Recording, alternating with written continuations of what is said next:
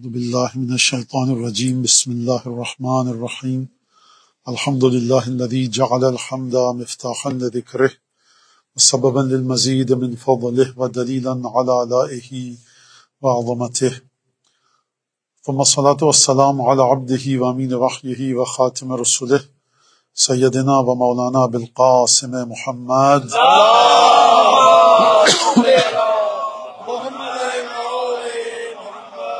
وعلى أهل بيته الطيبين الطاهرين الذين أذهب الله عنهم الرجس وطهرهم تطهيرا.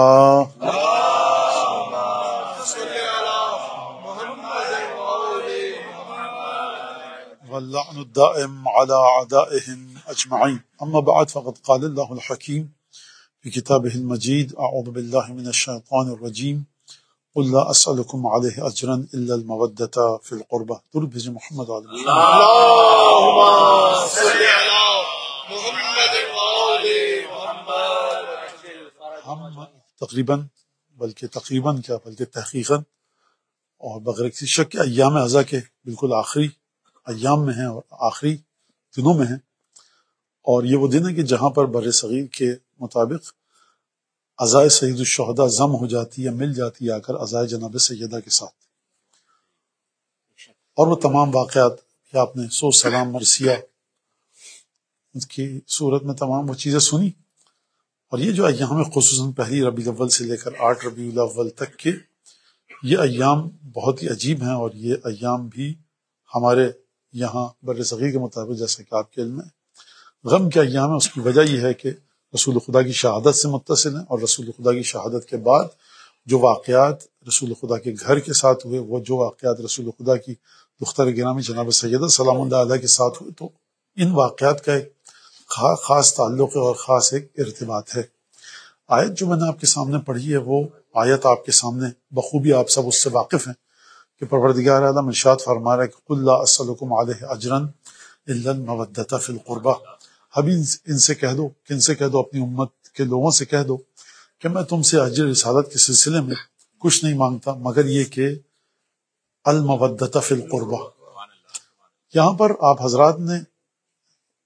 حضرات کی توجہ اس جانب دلاؤں کہ ایک دفعہ عربی میں یہ کہا جاتا ہے قل لا اسألکم علیہ اجرا الا مودۃ القربى. عربی میں دونوں لحاظ سے کہا جا سکتا ہے. میں تم سے کچھ نہیں چاہتا مگر یہ کہ میرے قرابت داروں سے محبت کرو، یا میرے قرابت داروں کی محبت. مودۃ القربى کا مطلب کیا ہے؟ قرابت داروں کی محبت. زائر کربلا کا مطلب کیا ہے؟ کربلا کا زائر. زائر بیت اللہ کا مطلب کیا ہے؟ زائر نجف کا زائر. مسافر نجف کا مسافر. آپ نجف کے علاوہ کوئی بھی شہر رکھ دیجئے، مسافر فلاں شہر، مسافر شام، مسافر حلب. تو مودۃ القربى کا مطلب کیا؟ قربا کی محبت. بات واضح ہو جاتی. خدا نے یہ نہیں کہ قل لا اسألکم علیہ اجرا الا مودۃ القربى. میں نہیں کہہ رہا خدا اس طرح سے آیت بھیج سکتا تھا، میں مثال دے کے سمجھانا چاہ رہا ہوں. خدا نے کیا فرمایا؟ المودۃ فی القربى. سبحان اللہ بھائی، یہ اس سے الگ ہے کہ قرابت داروں کی محبت. یہ اس سے الگ ہے کہ المودۃ فی القربى. المودۃ کا مطلب کیا ہے؟ اب آپ اس الف لام کا مطلب جو بھی لیجئے، لیکن میں زیارت آل یاسین کا ایک لفظ ہے اس سے مدد لے کر سب سے پہلے تو اس بات کو واضح کروں کہ یہ مودۃ قربا ہے کیا اور کس مرحلے پر ہے. میں نے پہلے بھی شاید اسی شہر میں اس پر گفتگو کی تھی، مجھے نہیں پتا کی تھی یا نہیں کی تھی، بہرحال کیونکہ اہم بات ہے اس لیے اس کو سمجھیے، اور یہ مودت کے خطوط کو معین کرنے میں کام آئے گی. اور اس آیت کو اس موقع پر یہ مجلس جو آج بہرحال جناب سیدہ کے فضائل مصائب کے عنوان سے میں جو چیزیں آپ کے سامنے پیش کروں گا وہ ہیں، تو یہاں پر یہ سوال کیا جا سکتا ہے کہ اس آیت کا اس مجلس میں پڑھنے کا فلسفہ وجہ کیا تھی؟ تو وجہ یہ کہ مودت کو انسان سمجھے کہ مودت کون سی شے ہے، اور اس کے ساتھ آپ آسانی سے نہیں گزر سکتے. لہذا الفاظ میں کس طرح سے چن کر آپ کے سامنے پیش کروں. لہذا ہم جو کبھی کبھی صاحبان مودت کو ان کے ناقص اور کمزور عمل کی بنیاد پر امر بالمعروف اور نہی عن المنکر کرتے کرتے اس مقام پر لے آتے ہیں کہ تم میں کچھ نہیں رکھا، یہ خود خلاف مودت ہے. الفاظ ہو سکتا ہے پیچیدہ ہو گئے ہوں میرے، لیکن میں نے بڑی احتیاط سے یہ بات کی. یعنی جو شخص بے عمل ہے، بد عمل ہے، اب مجھے نہیں پتا کہ میں کس بک میں ہوں وقت کے امام کی، ہمیں کیا پتا، آپ کو کیا پتا، گڈ بک میں بیڈ بک، ہمیں کچھ نہیں پتا. تو بجائے اس کے کہ ممبر سے مودت اہل بیت کی بنیادوں کو مضبوط و مستحکم کیا جائے، ممبر اہل بیت سے گفتگو یہ کی جائے کہ جس کے دل میں بغض اہل بیت ہے، قرآن نے اس کے بارے میں کیا کہا، رسالت مآب نے کیا کہا. ہم کو ممبر سے نظر آتا ہے وہ شخص کہ جو بیچارہ ذرا سے اس کی نماز دائیں بائیں ہو گئی، نماز دائیں بائیں نہیں ہونی چاہیے، عبادت اپنے مقام پر رہے، لیکن یہ ایک بڑی اہم چیز ہے. اور ایسے کلپس کو شیئر کرنا آپ کو اچھا لگ رہا ہے کیونکہ یہ بہت زیادہ کافی دنوں سے میں برداشت کر رہا ہوں، باری اب آپ کی آئی ہے، آپ کی قسمت کہ اس بات کو سنیے ذرا کہ یہ بعض لوگ یہ غلط کام کر کے عزاداری کرتے ہیں، بعض لوگ وہ غلط کام کر کے عزاداری کرتے ہیں. تو یہ ایسے لوگ ہوتے ہیں، وہ اس طرح سے آتے ہیں امام باڑے میں، تو یہ ایسے لوگ ہیں. اور تو یہ میں 10 دفعہ کہہ چکا ہوں، مسجد کے دروازے پہ کھڑے ہو جائے سارے یہاں پر کہ سلمان اور ابو ذر ہمیں نماز پڑھنی، حج پہ جا رہے ہیں سب. آپ یہ کہیے کہ دیکھیے بے نمازی کے لیے اہل بیت نے فرمایا آمنا و صدقنا سر آنکھوں پر. آپ مودت اہل بیت کو جو اس کے دل میں کیوں کم کر رہے ہیں، کس نے حق دیا ہے کم کرنے کا؟ توجہ کیجیے گا اس بات کو. یعنی جس چیز کو خدا نہ نماز کے برابر لا رہا ہے، نہ روزے کے برابر لا رہا ہے، نہ کسی اور عمل کے برابر لا رہا ہے، خدا کہہ رہا ہے ہمیں ایک چیز چاہیے ان سے اجر رسالت کے لیے، وہ بھی مودت القربہ نہیں ہے، المودت فی القربہ. آپ اس کو سمجھیے پہلے. اچھا میں معذرت بھی چاہتا ہوں ہمارے برادر محترم اور صاحب خانہ، اور کہ میں وہ ظاہر سی بات ہے کہ ہم بھول جا رہا ہوں کہ میں کس شہر میں بیٹھا ہوں. اگر پڑوسیوں تک آواز جائے گی تو اس کو آواز ذرا دھیمی کر دیجئے کیونکہ گفتگو اسی طرح سے ہو سکتی ہے، اور میں بہت معذرت چاہتا ہوں. مجھے نہیں پتا کہ کیا محمد علی بیت محمد صلوات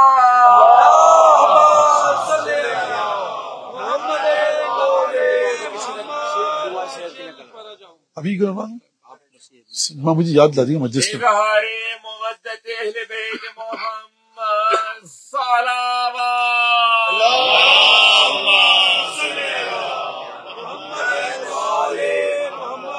اس المودت فی القربہ کو سمجھ لیجئے آپ. اچھا میں تو نہیں سمجھا سکتا. زیارت اہل یاسین کے بعد ایک دعا ہے. زیارت اہل یاسین آپ سب کو پتا ہے کہ حضرت حجت سے امام وقت سے توسل کی ایک زیارت ہے، اور اس میں امام زمانہ کے اور بقیہ 12 اماموں کی خصوصیات ذکر ہیں. زیادہ لمبی چوڑی زیارت نہیں ہے، بہت مختصر سی زیارت ہے. اس کے بعد ایک دعا ہے. اس دعا کے اندر جملے ہیں. سب سے پہلا جملہ کہاں سے شروع ہوتا ہے؟ اللہم انی اسألک بنبیک، میں تیرے نبی کے ذریعے تجھ سے سوال کرتا ہوں. اور اس میں جو رسول خدا کے دو خصوصیات آئی ہیں، کلمت نورک و نبی رحمتک، 2 خصوصیات رسول خدا کی، ان کے صدقے سے تجھ سے سوال کرتا ہوں. پہلی بات تو یہ کلمت نورک، تیرے نور کا کلمہ ہے تیرا نبی، اور نبی رحمتک، تیری رحمت کا نبی ہے کون؟ ہمارے ختمی مرتبہ. اور اس کے بعد پروردگار میرے کانوں کو فلاں چیز سے بھر دے، میری آنکھوں کو دین کی بصیرتوں سے بھر دے، میرے سینے کو فلاں چیز سے بھر دے، میرے قلب کو فلاں چیز سے بھر دے. دعا ہے. یہ کیا دعا ہے؟ یعنی ذات انسان کی میں، شخصیت میں انسان کی مختلف خانے ہیں. جب کوئی آپ کے مزاج کے برخلاف بات کرتا ہے تو آپ کے وجود میں جو غصے کا، طیش کا اور ٹیمپر کو لوز کرنے والا خانہ ہے وہ جوش میں آتا ہے اور آپ غصہ دکھاتے ہیں. جب آپ کو کوئی خوش کرتا ہے تو وہ جو شخصیت کا پہلو ہے، جو خوشی کے جذبات کا اظہار ہوتا ہے، تو وہ آپ کے چہرے سے خوشی جھلکتی ہے اور آپ کے عمل سے. کبھی کسی پر آپ کو رحم آتا ہے تو آپ کے چہرے کے الگ تاثرات ہوتے ہیں. یعنی انسان کے وجود میں ایک خانہ ہے، سمجھ لیجیے نفسیاتی اور سائیکالوجیکلی، کہ ایک خانہ ہے جو ہے محبت کا، ایک خانہ ہے جو ہے نفرت کا، ایک ہے غصے کا، ایک ہے گھبراہٹ کا، ایک ہے خوف کا، ایک ہے شرماہٹ کا، ایک ہے لالچ کا، ایک ہے جذبات کو گنتے جائیے. جب بھی ریلیونٹ چیز انجام دی جائے گی آپ کے سامنے، آپ کی روح میں، آپ کے نفس میں، آپ کے قلب میں، آپ کے مزاج میں وہ چیز نمودار ہوگی. کڑوا کوئی کھانا دے دیا جائے انتہائی تلخ، تو اب آپ کے چہرے پر وہ آثار نہیں آئیں گے جو نہایت لذیذ اور بہت ہی خوشگوار اور خوش مزہ کھانا کھانے کے بعد. اب یہ آپ نے بات سمجھ لی. تو پروردگار میری آنکھوں کو فلاں چیز سے بھر دے، میرے کانوں کو فلاں چیز سے بھر دے، میرے سینے کو فلاں چیز سے بھر دے. وہ مودتی و نورا مودات لمودت آل محمد، اور میری مودت کے نور کو بھر دے آل محمد کی مودت سے. یعنی آنکھیں ہر چیز دیکھتی ہیں، تو پروردگار جو بھی چیز دیکھنے کی ہے البصائر یعنی بصیرت تیرے دین کی میری آنکھوں میں سما جائیں، کان میں جتنی تیرے دین کی حکمتیں ہیں وہ آ جائیں. اچھا اب رہ گیا خانہ خالی کس کا؟ مودت اور محبت کا. پروردگار اس کو بھر دے. کس سے بھر دے؟ صرف اور صرف آل محمد کی مودت سے بھر دے. یعنی یہ جو جملہ ہے یہ بتا رہا ہے کہ مودت القربہ خدا نہیں چاہتا آپ سے، المودت فی القربہ.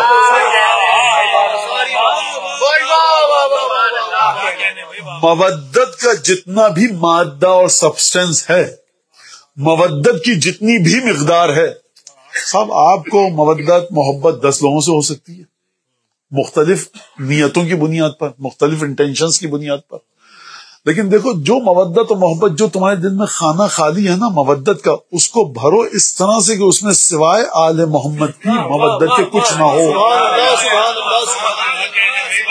اب جب بھی کسی کی مودت کو دل میں رکھنا تو یہ دیکھ کر رکھنا کہ آل محمد سے کتنا فاصلہ ہے اور آل محمد سے کتنا دور ہے.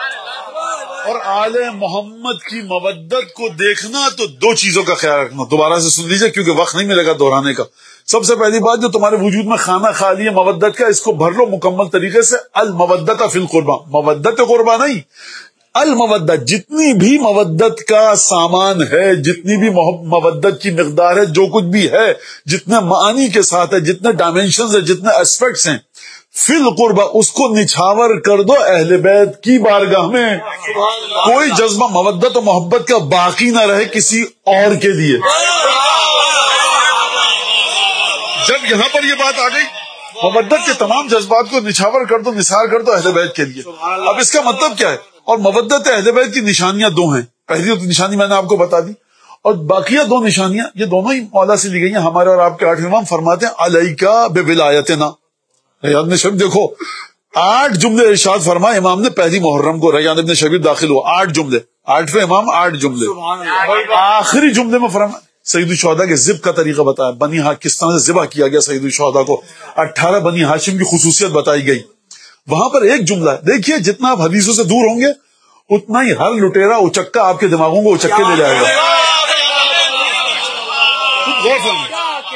آپ سمجھیے کیا فرما رہے 8ویں امام. اب دیکھیے آج کے دور میں بعض لوگوں کی عقل 8ویں امام سے زیادہ ہے، مجھے ان سے کچھ لینا دینا نہیں ہے، ان کا علم 8ویں امام سے زیادہ ہے. یقیناً خدا مبارک کرے ان کو اسی نیت کے ساتھ اٹھائے اور دنیا کے ہر مقام. لیکن 8ویں امام فرمانے یہ حدیث 8ویں امام فرمانے لیس لہم علی وجہ الارض شبیہ. یہ جو میرے 18 بنی ہاشم سے تعلق رکھنے والے تھے زمین پر ان جیسا کوئی نہ تھا، زمین پر ان جیسا کوئی نہ تھا. یعنی ان 18 کے برابر اس میں کون ہے؟ اس میں 32 برس کا وہ علی اکبر ابو الفضل عباس نہیں جس کی عبادت عاسمان پر ہے. 18 برس کے علی اکبر نہیں ہے. ان میں 13 برس کا وہ بچہ بھی ہے جس نے ابھی کچھ برس پہلے نماز بھی بقول آپ حضرات کے پڑھنا شروع نہ کی ہو. بقول آپ حضرات کے، آپ سے مطلب آپ نہیں ہے، مطلب جو لوگ کہتے ہیں. تو ان کو بھی شامل، زمین پر ان کے جیسا کوئی نہ تھا. اگر یہ جملہ ہضم ہو گیا نا تو پھر آپ کوئی شہید جتنی بھی مظلومیت کے ساتھ دنیا سے جائے، ان 18 کے برابر کوئی نہیں ہو سکتا. ہضم کرنا سیکھیے علوم اہل بیت کو. لہٰذا امام رضا نے وہاں پر بتایا آخر میں آ کر کیا کہا، علیکا بولایتنا، تم پر لازم ہے کہ ہماری ولایت کو مضبوطی سے تھام کر رکھو. عربی کا یہ جملہ میں اس کی تشریح نہیں کروں گا. علیکا بولایتنا جب یہ جملہ آتا ہے تو گرامیٹیکلی کیا ہوتا ہے وہ سب باتیں آپ کا بھی وقت ضائع، میرا بھی وقت ضائع، میں اپنی اس گفتگو تک نہیں پہنچ سکوں گا جس کی وجہ سے آپ کو میں نے یہاں زحمت دے رہا ہوں. پھر اس کے بعد فرمایا امام نے آخری جملہ، دیکھو ہم سے محبت کرتے رہنا، کیونکہ اگر کوئی پتھر بھی کسی سے محبت کرے گا، کوئی کسی پتھر سے محبت کرے گا، خدا اس کو اسی پتھر کے ساتھ محشور کرے گا. یہ حدیث اور اس کا اگلا جملہ سنیے، فاحزن لحزننا وافرح لفرحنا، ہمارے غم میں غمگین رہو، ہماری خوشی میں خوش رہو. اچھا اب یہاں پر ایک اور میں جلدی سارے مراحل طے کر کے پھر آپ بات کو آگے بڑھاؤں. اور پھر امام نے فرمایا کہتے ہیں رسول اللہ زمانہ بنو عباس بنو امیہ یہ سب زمانہ ہے اور آپ کے دشمنوں کے بارے میں ہمارے جذبات ہیں. میں اپنے الفاظ میں جلدی اس روایت کے مناظر کو طے کرنا چاہتا ہوں. تو میں نہیں کر سکتا آپ کے دشمنوں سے بیزاری کا اظہار لعنت، تو میں اپنے گھر میں بیٹھ کر یہ کام کرتا ہوں. امام نے کہا کہ تم اپنے دل کے ذریعے ہماری مدد کرتے ہو، تم اس کام کے ذریعے ہماری مدد کرتے ہو. اچھا، یہ ایک روایت. دوسری روایت ہشام ابن حکم کے بارے میں کہ جب آئے ہشام ابن حکم چھٹے امام کی خدمت میں، ایک واقعہ بڑا تفصیل کے ساتھ، تو امام نے فرمایا مرحبا. ہشام ابن حکم شاگرد تھے، آئے کہا مرحبا ہشام، خوش آمدید، آؤ. ناصرنا بیدہ ولسانہ وقلبہ. یہ جو ہشام ابن حکم آیا نا، یہ ہمارا مددگار ہے، اپنے ہاتھ کے ذریعے، زبان کے ذریعے اور دل کے ذریعے. ہاتھ کے ذریعے مددگار ہے، سمجھ میں آ گیا. کوئی غلط کام ہو رہا ہے امام کے خلاف، اس کو روک لیں گے. کوئی نعوذ باللہ کوئی پتھر آیا امام تک تو روک لیں گے، تیر آیا روک لیں گے. ہاتھ کے ذریعے کوئی کتاب لکھ دیں گے، کسی کو خط لکھ دیں گے کہ امام کی حقانیت کو ثابت کرنے کے لیے، یہ ہاتھ ہے. زبان سے کسی کو گفتگو کر کے سمجھائیں گے. یہ دل سے کیسے مدد ہوتی ہے؟ سبحان اللہ سبحان اللہ. آپ اس مسئلے کو حل کیے، دل سے کیسے مدد ہوتی ہے؟ سرکار دل سے ایسے. ابھی امام نے فرمایا کہ تم اگر خلوت میں بیٹھ کر لعنت کرتے ہو ہمارے دشمن پر، تو فرمایا اس حدیث میں تو اپنے دل کے ذریعے ہماری مدد کرتے ہو. لہذا دل کے آپ کو جذبات، جو امام نے فرمایا دل کے جذبات آپ کے ایسے ہوں جو امام کے تابع ہوں. اگر امام نے اگر دعا زیارت آل یاسین کے بعد کی دعا فرما رہی ہے کہ مودتی، جو میرے دل میں مودت ہے اور نور موالات ہے، اس کو بھر دے آل محمد کی مودت کے ساتھ، اس میں کوئی جگہ باقی نہ رہے. اب اگر میں آپ سے ہما شما کسی ایرے غیرے کی مودت مانگوں گا، آپ کے مولانا دیر سے آیا، آپ جتنی مودت تھی وہ تو ہم بکھیر کے آگے سیدہ کے قدم میں.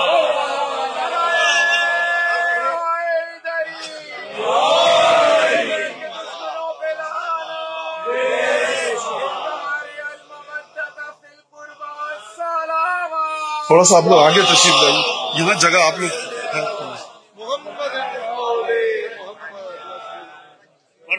امام زمانہ بلندر صلوات.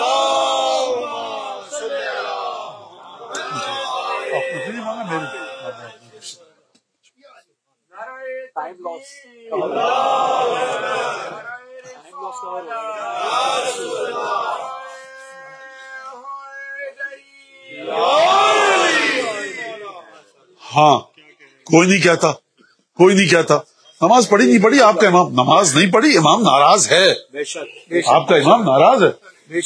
خواتین نے اگر اپنے جو مسائل شرعیہ ہیں، ایک موٹی سی بات سامنے کی، پردے کا خیال نہیں رکھا، یقیناً جناب سیدہ ناراض ہیں، اس میں کوئی دو رائے نہیں ہے. لیکن آپ عمل حرام واجب مستحب مکروہ کو اس طرح سے پیش مت کیجئے کہ آنے والی نسل مودت اہل بیت کو ایک کولیٹرل بینیفٹ سمجھے. آگے آ گیا، نہیں آیا کنارے کی ایک چیز سمجھے. یہ جو بنیاد ہے دین کی، ایک روایت، دو روایت، تین روایت، 10 روایت، 50 روایت جھوٹی ہیں سرکار، سینکڑوں روایتیں ہیں. اچھا کوئی روایت نہیں، سب جھوٹی. قرآن کی اس آیت کا کیا کیجئے گا؟ قل لا اسألکم علیہ اجرا، حبیب ان سے کہو. اور آیت بڑی عجیب ہے. توحید کے مرحلے پر دیکھیے آپ، لا الہ، تمام جھوٹے خداؤں کی نفی کی گئی، الا اللہ.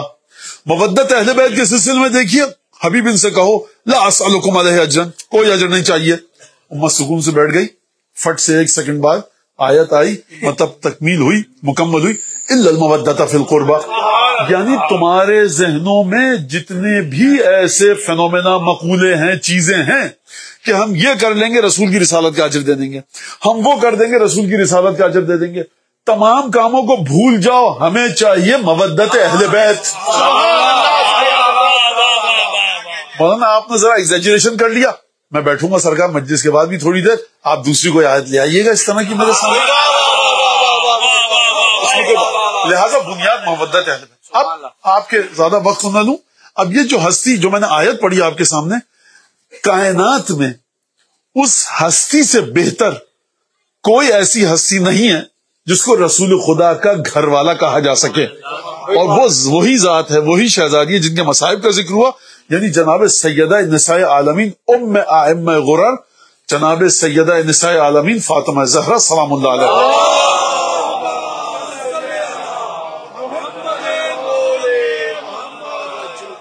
میں مدد دے رہا ہوں امام سجاد علیہ السلام سے. امام سجاد علیہ السلام نے فرمایا ایک دفعہ کوفے میں، ایک دفعہ شام میں، کہ دیکھو اب جملے مختلف ہیں اور اس میں بھی امام کی حکمت امامت ہے. مرحلہ عصمت پر گفتگو کی کیا خوبصورت گفتگو ہے. آپ سرکار آپ خواہ مخواہ یہ کتابیں پڑھتے رہتے ہیں, وہ کتاب امام حسین کے بارے میں پڑھی, کربلا کی چھپ گئی وہ پڑھیں, یہ چھوڑ دیجیے سب الجھانا اپنے آپ کو ان چیزوں میں. آپ جا کر زیادہ عاشورہ کیوں نہیں ہضم کر رہے, امام حسین صاحب کی زیارتوں کو ہضم کیجیے. آپ جا کر خطبے پڑھیے امام سجاد کے, کن چیزوں پر گفتگو ہو رہی ہے, کن چیزوں پر گفتگو ہو رہی ہے. جناب زینب کے خطبوں کو پڑھی کن چیزوں پر. تو آپ کو آرگینک ہونا پڑے گا دوبارہ. بہت ریفائنڈ ہو گیا انسانی ذہن کے ذریعے یہ چیز. آپ کو جانا پڑے گا آرگینک لیول پر, کہ جس کے اوپر کوئی انسانی کاوشوں کی چھیٹیں نہ ہو. آپ کہتے ہیں نا آرگینک. لہذا امام سجاد نے کوفے میں کہا کہ دیکھو من عرفنی فقد عرفنی ومن لم يعرفنی فانا اعرفه بحسبی و نسبی. جو مجھے جانتا وہ جانتا, جو نہیں جانتا میں اسے اپنا حسب بھی بتا رہا ہوں اور نسب بھی. دربار شام میں یہی جملہ فرمایا, کہا کہ یہ ہے میرا حسب اور یہ ہے میرا نسب. اب دو چیزیں آپ کے سامنے آئیں, حسب اور نسب. یہ کیا ہوتا ہے حسب اور نسب؟ نسب یہ کہ فادرز نیم کے کالم میں آپ فادرز کا نام, فادر کا نام لکھتے ہیں. مدرز کے کالم, مدرز نیم کے کالم میں آپ والدہ کا نام لکھتے ہیں. دادا کا نام پوچھے, دادا کا, پر دادا کا, اور جتنی بھی پوچھا جائے آپ سے. والدہ کا نام لکھتے ہیں, پوچھا جائے والدہ کے والد کا کیا نام ہے, آپ وہ لکھتے ہیں. پھر ان کے والد کا, آپ کی والدہ کے یا میری والدہ کے نانا کا کیا نام ہے, لکھتے ہیں. یہ ہے نسب. یعنی جو جس طرح سے آپ نے سفر کیا, سفر اردو والا, ٹریولنگ کی, نسلوں نے آپ کے 1720 میں آپ کہاں تھے, کس حالت میں تھے, 1620 میں آپ کہاں تھے, 1450 میں آپ کہاں تھے, بھائی کہیں تو تھے نا آپ, تبھی تو آج یہاں ہیں. یہاں حضرت آدم تو ان میں سے کوئی نہیں ہے آپ میں سے. یہ ہے آپ کا نسب. یعنی آپ کے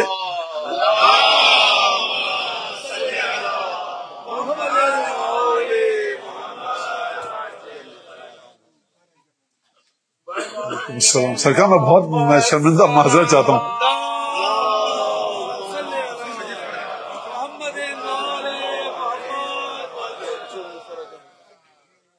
مجھے واقعی میں شرمندہ ہوں, شرم آ رہی ہے مجھے آپ کے سامنے زبان کھولتے ہوئے. إلا لأجلكم ومحبتكم صلوات. اللهم صل على محمد وآل محمد. تو نسب یعنی آپ کے اینسسٹرز. یہ حسب کیا ہوتا ہے؟ حسب یعنی جو اہل لغت نے کہا ہے آپ کی خاندانی شرافت, آپ کی خاندانی شرافت. ندیال سے آتی ہے, ددیال سے آتی ہے, دونوں طرف سے آتی ہے. تو امام نے فرمایا یہ میرا تھا نسب. میرا نام علی ہے, باپ کا نام حسین, دادا کا نام علی, اور پردادا کا نام ابو طالب. اور بھی فرمایا دیکھو ہماری جو نانی کہیے, دادی کہیے, دونوں لحاظ سے فرمایا مادر گرامی میری جدہ فاطمہ بنت محمد, اور پھر فرمایا خدیجہ الکبریٰ. ان دونوں ہستیوں کا نام لیا. کہا یہ میرا نسب تھا. حسب کا مطلب کیا ہے؟ جن فضائل یا اچھی خصوصیات کے آپ مالک ہیں. پھر اس کے بعد امام نے اپنی خصوصیات بتانی شروع کی. تو گھر والوں کو جب آپ کہتے ہیں میرے اہل بیت ہیں, یہ ہمارے گھر والے ہیں, تو دو بنیادوں پر معمولاً انسانی معاشرے میں, سماج میں سوچا جا سکتا ہے. مانا یہ جو ہے نا, یہ ہمارے دادا کے بھائی کے بیٹے ہیں, تو ان کا نسب ہم سے جڑا ہوا ہے. ایک دفعہ کسی شاگرد کو آپ اتنی تربیت کرتے ہیں کہ وہ ایران سے آتا ہے, شیراز یا اصفہان سے, کہاں سے بیچارہ مظلومیت کے تمام مظالم کو برداشت کرتے ہوئے, اور آتا ہے آپ کے پاس, اور آپ ہیں ختمی مرتبت, اور آپ کہتے ہیں دیکھو ہے تو باہر سے لیکن منا اہل البیت ہے. سبحان اللہ, سبحان اللہ, سبحان اللہ. سلمان کے نسب میں رسول خدا نہیں آتے, سلمان کے حسب میں رسول خدا آتے.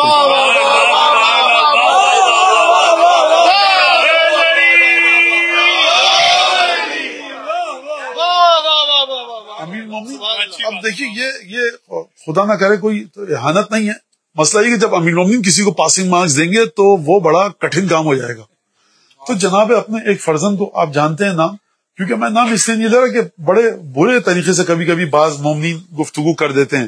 بہرحال فرزند جناب امیر ہیں اور کسی کو ضرورتی برابر احانت کا حق نہیں ہے. میں نے کہا نا کہ میری نماز صاحب میں تو سب سے اچھی نماز, جب امیر مومنین نمبر دیں گے نا اور جائے دیکھا ہم نیگیٹو میں جا رہے ہیں ہمارے نمبر, تب ہمیں ہوش آئے گا. لہٰذا جناب امیر نے آگے بھیجا, اور فرزند ہیں لڑے بڑے جنگ کے, لیکن بہادری کا امتحان جناب امیر کو دینا ہے. تو کہا کہ دیکھو یہ ننیال کا اثر ہے بھائی کیا کہنے سبحان اللہ. اور پھر امام مجتبی آگے بڑھے, نیزہ لے کر گئے اور اونٹنی کے گرد گھیرے کو توڑ کر آئے, نیزے سے خون بہ رہا ہے. تو جو فرزند تھے ان کے چہرے پر ایک آثار آئے خجالت کے اور شرمندگی کے. کالا تانف, چہرے پر یہ آثار کیسے ہیں؟ اور یہ تم میرے بیٹے ہو, یہ رسول خدا کا بیٹا ہے. آپ یہ جناب امیر کی زبان سنیے, حسب اور نسب کو سمجھ لیا. اب آپ مجھے یہ بتائیے کہ جناب سیدہ کے بارے میں آپ کس چیز کی فضیلت کو بتائیں گے, حسب یا نسب؟ جو حسب ہے وہ نسب ہے, جو نسب ہے وہ حسب ہے.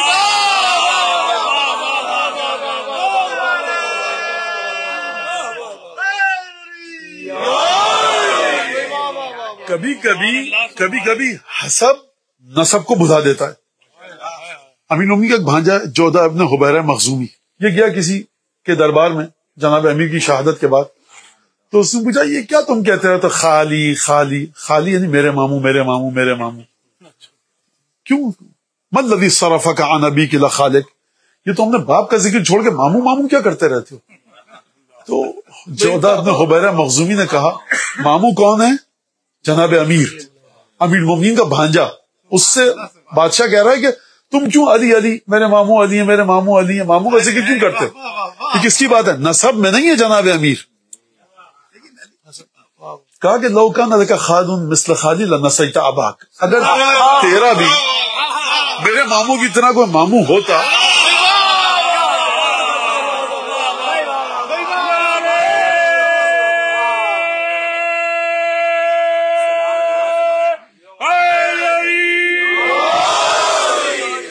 تو تم بھی اپنے باپ کو بھول جاتے.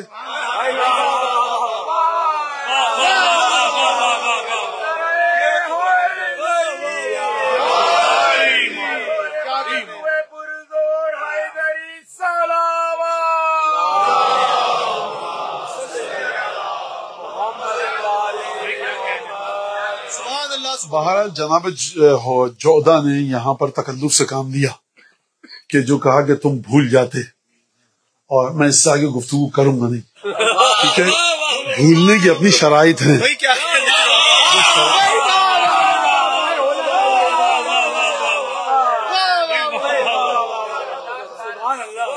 آپ یہ مت کہیے بنو عباس کے مقابلے میں خاندان بنو ہاشم, بنو امیہ کے مقابلے میں, یعنی چھٹے امام کی ایک قول سے میں مدد لوں اور بات کو جناب سیدہ تک جلدی جلد سے لے کر آ جاؤں کہ چھٹے امام سے کسی نے کہا کہ مولا اللہ اکبر کا معنی لوگ یہ کرتے ہیں کہ اللہ سب سے بڑا ہے. امام نے کہا اکانا سمت شیء, اس کے برابر کوئی ہے بھی جو اس سے مقابلہ کرواؤ گے؟ لہذا جب آپ اگر خدا سے بڑا کوئی نہیں ہے تو زمین پر آ کر کس طرح سے آپ مقابلہ کروا رہے ہیں؟ تو کبھی کبھی حسب نسب کو دبا دیتا ہے. بھانجا جو ہے اس نے ادب تمیز تہذیب دین طریقہ سیکھا ہے اپنے ماموں سے, لہذا اپنے باپ کا ذکر کم کرتا ہے, اپنے ماموں کا زیادہ کرتا ہے. تو میں دوبارہ پھر آپ کو لے کے جاؤں جناب سیدہ کے دروازے تک کہ اب آپ بتائیے کہ سیدہ اپنے حسب کو پیش کریں یا نسب کو؟ آپ جناب سیدہ کے حسب کو دیکھ کر درود و سلام بھیجیں گے یا نسب کو دیکھ کر؟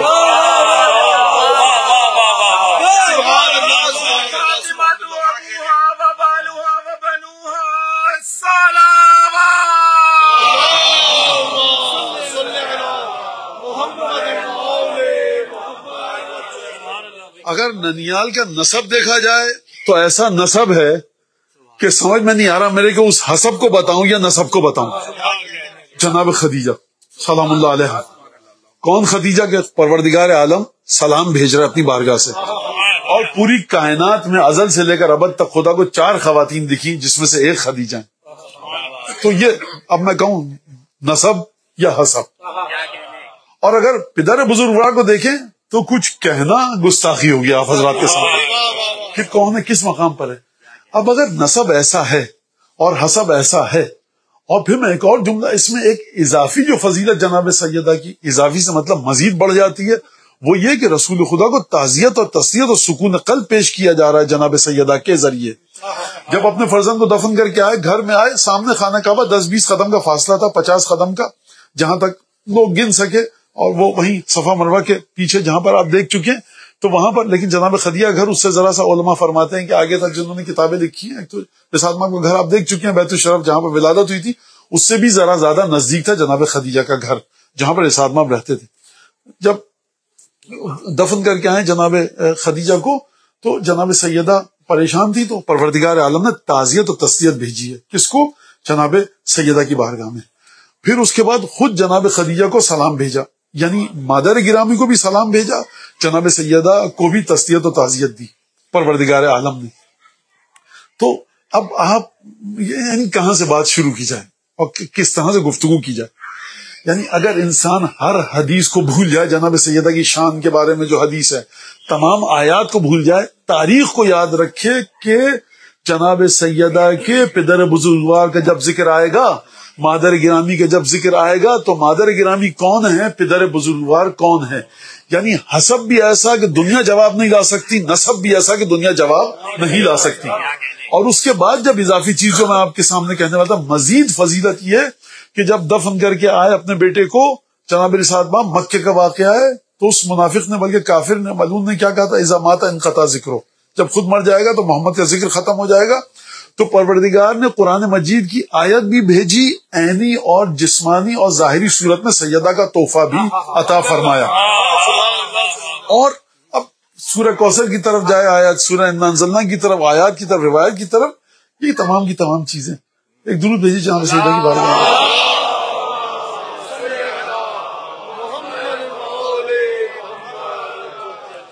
یہ جن بچوں کے چھوٹے چھوٹے بچوں کے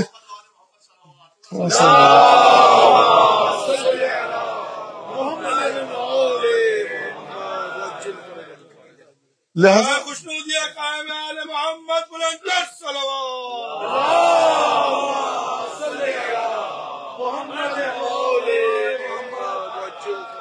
لہذا جو بچے بیٹھے ہیں بہت چھوٹے اور بہت نوجوان اور بہت نونہال، بہت کم عمر کے، یہ شاید یہ جس معاشرے میں ان کی اسکولنگ ہو رہی ہے، تو یہ کہیں گے یہ باتیں، ان باتوں کا فائدہ کیا، سما ماذا، سو واٹ. تو یہ میں ان کے لیے کر ہی نہیں رہا، یہ میں آپ کے لیے کر رہا ہوں، ان تک منتقل کیجئے. سبحان اللہ، سبحان اللہ، سبحان اللہ. آپ آئے ہیں اس معاشرے میں بچوں کو لے کر، تو آپ کو ذمہ داری نبھانی ہے. سبحان اللہ، سبحان اللہ. ایک بات. دوسری بات، اب ان باتوں کو کس طرح سے آپ ان کے لیے ڈائجسٹیبل کر کر ان کے حلق میں، ان کی روح میں، ان کی عقل میں سموئیں گے، یہ آپ کا کام ہے. دوسری بات یہ، اب ان بچوں کے لیے بات ہے، تو تھوڑی دیر بزرگ میرے اور میرے ہم عمر جو ہیں اور تھوڑے سے جو مجھ سے چھوٹے ہیں برداشت کریں گے، جن کی تربیت بر صغیر انڈو پاک ہندوستان پاکستان کے ماحول میں ہوئی ہے، وہ ذرا سا ان سے میں معافی چاہتا ہوں. دیکھیے، ہمیشہ آپ ڈیوائن ایسپیکٹ جو ہے نا، کہ آیت یہ اتری، فرشتہ آیا، یہ واقعا دنیا کو ان چیزوں کے ذریعے آپ قائل نہیں کر سکتے. آپ قائل کیجئے سیرت کے ذریعے، روحانی بلندی کے ذریعے، کردار کے ذریعے، کہ کس طرح سے جناب سیدہ نے زندگی گزاری، ہیڈ آف دی اسٹیٹ کی بیٹی ہیں، کنیز گھر میں آئی ہے، کس طرح سے کام تقسیم کیا، کس طرح سے وہ تمام ذمہ داریاں ادا کی، کس طرح سے رسول خدا کی مدد کی. اس گھر کے اندر جتنے بھی لوگ ہیں نا، سب سے زیادہ انہوں نے اسلامک اسٹیٹ کو فائدہ پہنچایا ہے. جو شوہر ہے نا، اس کے باپ کے دسترخوان پر تو آپ کے اور ہمارے رسول 17 سال بیٹھے ہیں، اور اس کے بعد جب ہجرت کی رات آیا تو یہی نوجوان لیٹا. بدر، خیبر، خندق، احد، حنین، تمام کے تمام جگہوں پر رسول خدا کا دفاع کیا. اور 27 رجب کی جو زیارت ہے جناب امیر کی، اس کے اندر ایک جملہ فرمایا معصوم نے کہ کیا عجیب وقایتن لمہجتے. یہ آپ بہت احترام کے ساتھ عرض کر رہا ہوں سرکار، ایک مزید جھگڑا نہ کھڑا ہو جائے. ڈاکٹر اقبال ہمارے بہت بڑے شاعر ہیں، فلسفی ہیں، ہم احترام کرتے ہیں. شکوہ جواب شکوہ ان کا یہ کہ ہم نے یہ کیا اور ہم نے وہ فتح کیا اور ہم نے وہ کیا. ہم سرکار، میں معذرت کے ساتھ یہاں پہ اب کوئی مسئلہ ہو جائے گا، آپ دیکھیے اہل بیت کے پیمانوں کے ذریعے تولیے. آپ کا امام فرما رہا وقایتن لمہجتے، جو خون بچا بہنے سے رسول خدا کا، وہ صرف علی کے ذریعے تھا. آپ کہہ رہے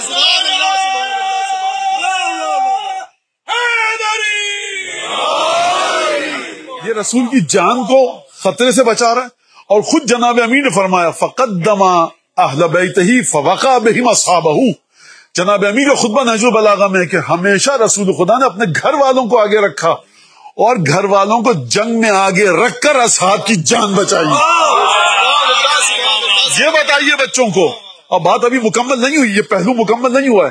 کہیے بچوں سے, بیٹا دیکھو, جس نے ہمیشہ اپنی جان کو داؤ پر لگایا, اپنے سر کو ہتھیلی پر لے کر وہ رہا, اور اس کی بیٹی نے ہمیشہ بھوکی سوتی رہی لیکن غربا فقیروں کی مدد کی, تو یہ وہ لوگ ہیں کہ ان کے ذریعے ہیڈ آف دی اسٹیٹ کی اگر بیٹی ہے سرکار, اور جو انسان ہے اس گھر میں, جو شوہر ہے اس خاتون کا, وہ علمدار تھا, وہ ہر جنگ میں آگے رہا, مکے میں بھی اس نے خدمتیں کی, مدینے میں بھی اس نے خدمت کی. رسول خدا کو جب بھی کوئی مشکل ہوتی ہے اسی گھر پہ آتے ہیں, اور اسی گھر میں آ کر پناہ ملتی ہے رسول خدا کو. آسمان کے فضائل دیکھیے جناب امیر کے ایک طرف, زمین پہ فضائل دیکھیے ایک طرف. تو بیٹا یہ سوچو ذرا کہ یہ گھرانہ ہے کون سا کہ جو سب سے زیادہ اہم ترین سروسز رسول خدا کو, اسلامک اسٹیٹ کو دے, لیکن ریوارڈ میں ایک کنیز بھی نہ مانگے. فتوحات تو ہو رہی تھی نا, حبشی افریقہ کی کنیز غلام موجود تھے.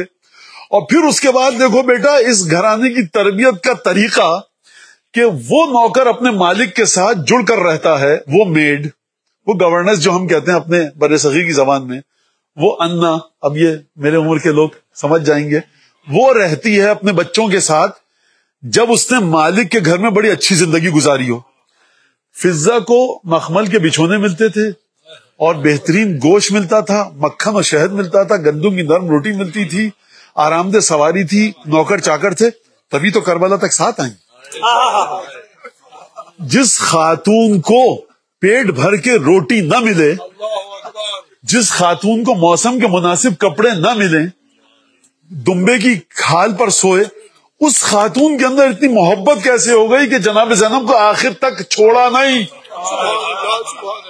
کہے بی بی دیکھیے اب کوفہ آ گیا, اب میں آپ کے ساتھ نہیں چل سکتی, اب آپ کا کام ہے. بی بی شام نہیں جا سکتی. عبید اللہ دیکھو میں تو ان کے گھر کی کنیز ہوں, تمہیں پتا ہے میرا ان سے کوئی تعلق نہیں ہے. یہ ہے وہ مقام جہاں نسب کو بھول کر حسب نے اپنی تعریف دکھائی ہے. آپ اس طرح سمجھائیے بچوں کو اپنے. اور جناب سیدہ کی فضیلتوں کو اس طرح سے سمجھائیے اور سکھائیے. کبھی آپ کو ایک جملہ ملتا ہے, کبھی ایک جملہ, ایک نہیں آدھا, چہرے پر آثار, یا علی احد میں پھر آپ لڑنے جا رہے ہیں. ایسا نہیں ہو سکتا کہ آپ, مثال دے رہا ہوں آپ کو کہ اب نکاح ہو گیا آپ کا, بچوں کو پالیے, دیکھیے حسن 6 مہینے کے ہیں. علی ایسا نہیں ہو سکتا کہ آپ حنین میں آپ نہ جائیں, علی خندق کھودنے بھی آپ جائیں گے, تو یہاں مدینے میں آپ کو کبھی کوئی جملہ ایسا ملا؟ آپ مجھے بتائیے, ملا نہیں ملا؟ احد کے بعد کئی ہفتوں تک جناب امیر بستر پر لیٹے رہے, مورخین نے لکھا ہے.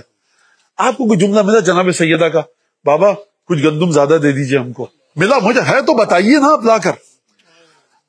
اگر آپ پیٹ بھر کے سوئیں اور آپ کا پڑوسی بھوکا سوئے, اگرچہ وہ بت پرست ہو, ایتھیسٹ ہو, ملحد ہو, آپ کا پڑوسی ہے بھوکا سو رہا ہے, آپ کا ایمان ناقص ہے. رسول اس مدینے میں بھوکا سو رہا ہے, دولت مند لوگ موجود ہیں, کلمہ پڑھ رہے ہیں, میں ان کے اسلام کو کہاں پر رکھوں؟ عام بت پرست تمہارا پڑوسی ہے, یہودی ہے, عیسائی ہے, ایتھیسٹ ہے, بھوکا سو رہا, اس کو کھانا کھلاؤ, پیٹ شکم سیر کر کے اس کو سلواؤ, تمہارا ایمان کا درجہ ناقص ہو گیا. رسول خدا کے ساتھ یہ سب چیزیں ہو رہی ہیں. آپ صرف مدینے کے حالات پر اگر گفتگو ہو, سرکار کئی گھنٹے چاہیے کہ مدینے کی مینٹلٹی, ذہنیت بتائی جائے کہ مدینے کی مینٹلٹی کیا تھی. لہٰذا ہم جلدی سے اس طرف آئیں.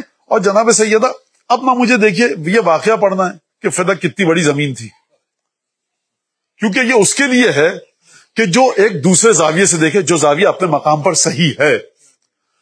مجھے صرف یہ دیکھنا ہے کہ جناب سیدہ دختر رسول کا حق تھا. اتنا سا پتھر تھا, وہ کسی نے لا کے چھین لیا. مجھے اس سے غرض ہی نہیں, جب میں آپ کو تقریر شروع میں کہہ چکا کہ مودت کو اپنی فنا کر دو اہل بیت کے دروازے پر. ان کا اتنا سا حق ہو یا اتنا بڑا حق ہو, کائنات کی وسعت کے مطابق پھیلا ہوا ہو یا رتی برابر ہو, آپ کیا میجرنگ ٹیپ سے ناپ رہے ہیں سیدہ کے حق کو؟ آپ دیکھیے سیدہ نے کیا رد عمل دکھایا. اور صرف فدق کی بات نہیں ہے, خمس و فی جو مسلمانوں کا, جو اہل بیت کا خمس تھا وہ نہیں دیا گیا. قریے تھے 2 مدینے سے باہر, ان دونوں مقامات پر باغ تھے, زمینیں تھی کشاورز کھیتی باڑی کی, وہ جناب امیر کو کسٹوڈین بنایا گیا تھا, ان کا کیئر ٹیکر, وہ چھین لی گئی.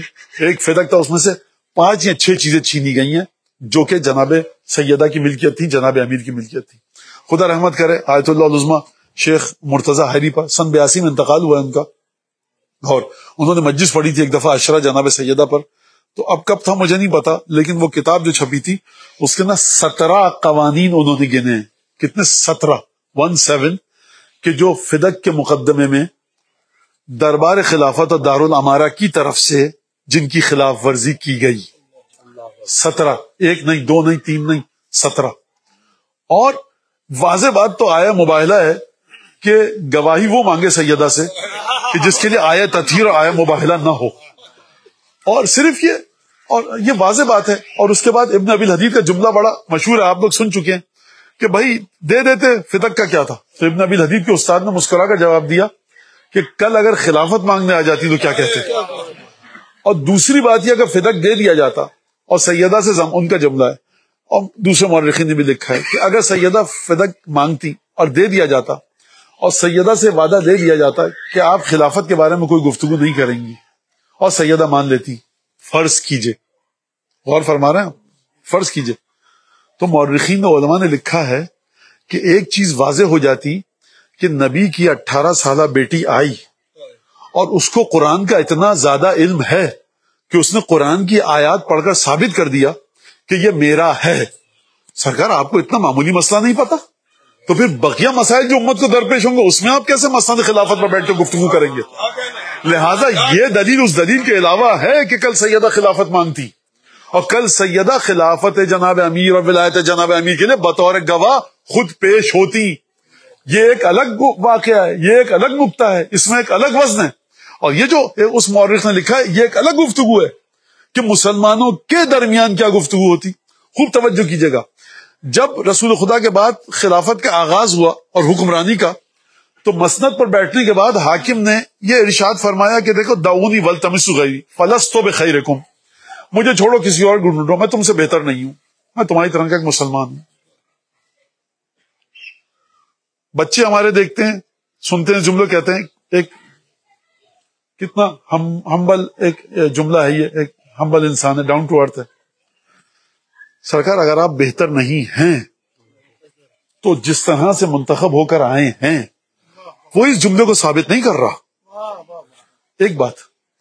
دوسری بات یہ جو جملہ ہے نا، مجھے چھوڑو کسی اور کو لے کر آؤ، یہ جملہ جناب امیر نے بھی نہیں ارشاد فرمایا ہے. جب خلافت پر بیٹھے 35 ہجری میں فرمایا دعونی والتمسوا غیری، مجھے چھوڑو کسی اور کو ڈھونڈو. اور جو رسول خدا کے بعد حاکم تشریف فرما ہوئے تخت پر، ان کا بھی یہی جملہ ہے، دعونی فالتمسوا غیری، مجھے چھوڑو کسی اور کو ڈھونڈو. فرق کہاں پر ہے؟ فرق ہے، انہوں نے کہا لست بخیرکم، میں تم سے بہتر نہیں ہوں. جناب امیر نے کہا فَإِنَّ مُسْتَقْبِلُونَ أَمْرًا ذُو وُجُوهٍ وَأَلْوَانٍ لَا تَثْبُتُ الْعُقُولُ وَلَا تُقِيمُ لَهُ الْقُلُوبُ. مجھے چھوڑو کسی اور کو بٹھاؤ، کیونکہ جو حالات میں دیکھ رہا ہوں نہ تمہاری عقلیں وہاں ٹک سکتی ہیں، نہ تمہارے دل میرا ساتھ دیں گے. کتنی سچائی ہے اس انسان میں، کتنی سچائی ہے. اور جناب امیر نے یہ فرمایا. اس کے بعد اور جملہ میں اس طرف نہیں آؤں گا، بات مزید پھیل جائے گی. لہٰذا اب آپ یہ بات دیکھیے کہ یہ ہوئی. کسی صاحب نے پوچھا مولانا دیکھیے وہ جناب فضہ کو بھیج دیتی، یہ تو صحیح نہیں تھا، شہزادی جاتی. پہلی بات تو واقعہ لکھا ہے، سنی شیعہ فریقین تمام اسکول آف تھاٹس نے یہ واقعہ لکھا ہے، اس خطبے کو لکھا ہے. تو جب جناب سیدہ نے یہ کام کر لیا، اب کسی مومن کو یہ حق نہیں کہ وہ اپنی عقل کے گھوڑے دوڑائے. لیکن اب یہ سوال کر لیا گیا تو میں اس کا جواب دے دوں. آج آپ یہ کہہ رہے ہوتے کہ فلاں مقام فلاں ملک سے آئی ہوئی وہ کنیز جس کو نہ قرآن کا پتا تھا، نہ جو رسول خدا کا ٹکڑا تھی، نہ جس کے دروازے کی حیثیت تھی، نہ جس کے بچے جنت کے جوانوں کے سردار تھے، نہ آئے تطہیر تھی، نہ آئے مباہلہ، آگے غصہ ہو کر ایک حبشی عورت تھی کنیز، اس کو کیا پتا، اور اس کو ٹہلا دیا، واپس کر دیا گیا. بھائی دیکھو تمہیں قرآن نہیں پتا. آج آپ کیا کر رہے ہوتے؟ شخصیت اہم ترین کائنات کی آئی کیونکہ اہم ترین انسان کی وصایت اور حکومت کا فیصلہ کرنا تھا، یعنی جناب امیر کا. لہذا جناب سیدہ نے. اور اس کے بعد اب آپ خطبے کو دیکھیے. خطبے کے اندر 4-5 مراحل ہیں خطبے کے. پہلے جب آئیں تو جناب پروردگار عالم کی توحید بیان کی، پھر اس کے بعد کلمہ لا الہ الا اللہ کی فضیلت بیان کی، پھر اس کے بعد رسالت پر نہیں آئی، کہا کہ دیکھو میں فاطمہ ہوں، میرے بابا محمد ہیں، اور اس کے بعد جناب رسالت میں آپ کے فضائل بیان نہیں کیے، خلقت کے مراحل بیان کیے جناب رسالت میں آپ کے. فضیلت الگ ہے. اچھا بہت ساری خواتین ایسی تھیں جن کا بہت علم تھا, سب کو ان کا علم مبارک ہو اور اسی علم کے ساتھ خدا ان کو قبر قیامت میدان قیامت میں محشور کرے. اور جتنے صحابی تھے جتنی صحابیات تھیں ان سب کو ہم دعا ہی کر سکتے ہیں. لیکن سرکار یہ جو جناب سیدہ جناب خدا کے بارے میں اور اس کے بعد رسالت مآب کے بارے میں جو جملے ارشاد فرما رہی ہیں, یہ آپ کو پہلی 10ویں ہجری سے لے کر 110 120 130 ہجری تک آ جائیے, کہیں پر آپ کو جملے نہیں ملیں گے. خوب توجہ سے سنیے گا اس بات کو. آئی ہیں فتق کے مسئلے پر گفتگو کرنے. فتق کے بارے میں جو گفتگو کی ہے, اگر A4 پیج پر آپ اپنے ہاتھ سے لکھیں, ایک نارمل لکھائی والا, تو وہ تقریباً ایک پیج ہوگا. ایک لیفلیٹ کی بات نہیں کر رہا, ایک لیف کی بات نہیں کر رہا, پیج کی بات کر رہا ہوں, ایک سائڈ اس کے برابر آ جائے گا. خطبہ ہے بڑا طویل, 5 7 10 پیجز پر ہے. تو یہ فدق پر آئی تھی, تو فدق کو چھوڑ کر تمام دیگر امور پہ گفتگو کی کیوں؟ اور آئیے سیدھی سیدھی آئیں آیات پڑھیں اور کہیں دیکھو سلیمان اور داؤد نے وراثت لی, زکریا نے اپنی وراثت کے لیے دعا کی, اور یہ تمام وراثتیں ہیں, تم لوگ اپنے باپ کی وراثت لے رہے ہو, میں کیوں وراثت نہیں لوں؟ اور اس کے بعد جناب سیدہ نے فقہی لحاظ سے کئی طرح سے گفتگو فرمائی, اور اس کے بعد یہ فرمایا میں اپنے باپ کی اولاد ہوں, میں اور میرے باپ ایک ہی دین پر ہیں, قرآن کے اندر آیا ہے, یہ تمہارا فتویٰ ہے, اسلامی مسئلہ ہے, یعنی کہ جس کی اولاد کافر ہو جائے تو اپنے باپ کی میراث نہیں لے سکتی. اور کہا کہ کیا میں اور میرے باپ دو الگ الگ دین کے ماننے والے؟ تو مختلف جہتوں سے سیدہ نے شہزادی نے گفتگو فرمائی. لیکن میرا سوال آپ سے, تشریف لائیں اور اس کے بعد بسم اللہ الرحمن الرحیم کہنے کے بعد اچھا آئیں کیسے, یہ بھی سنیے کہ تتا الزیولھا ولا تخرم مشیتہ مشی رسول اللہ.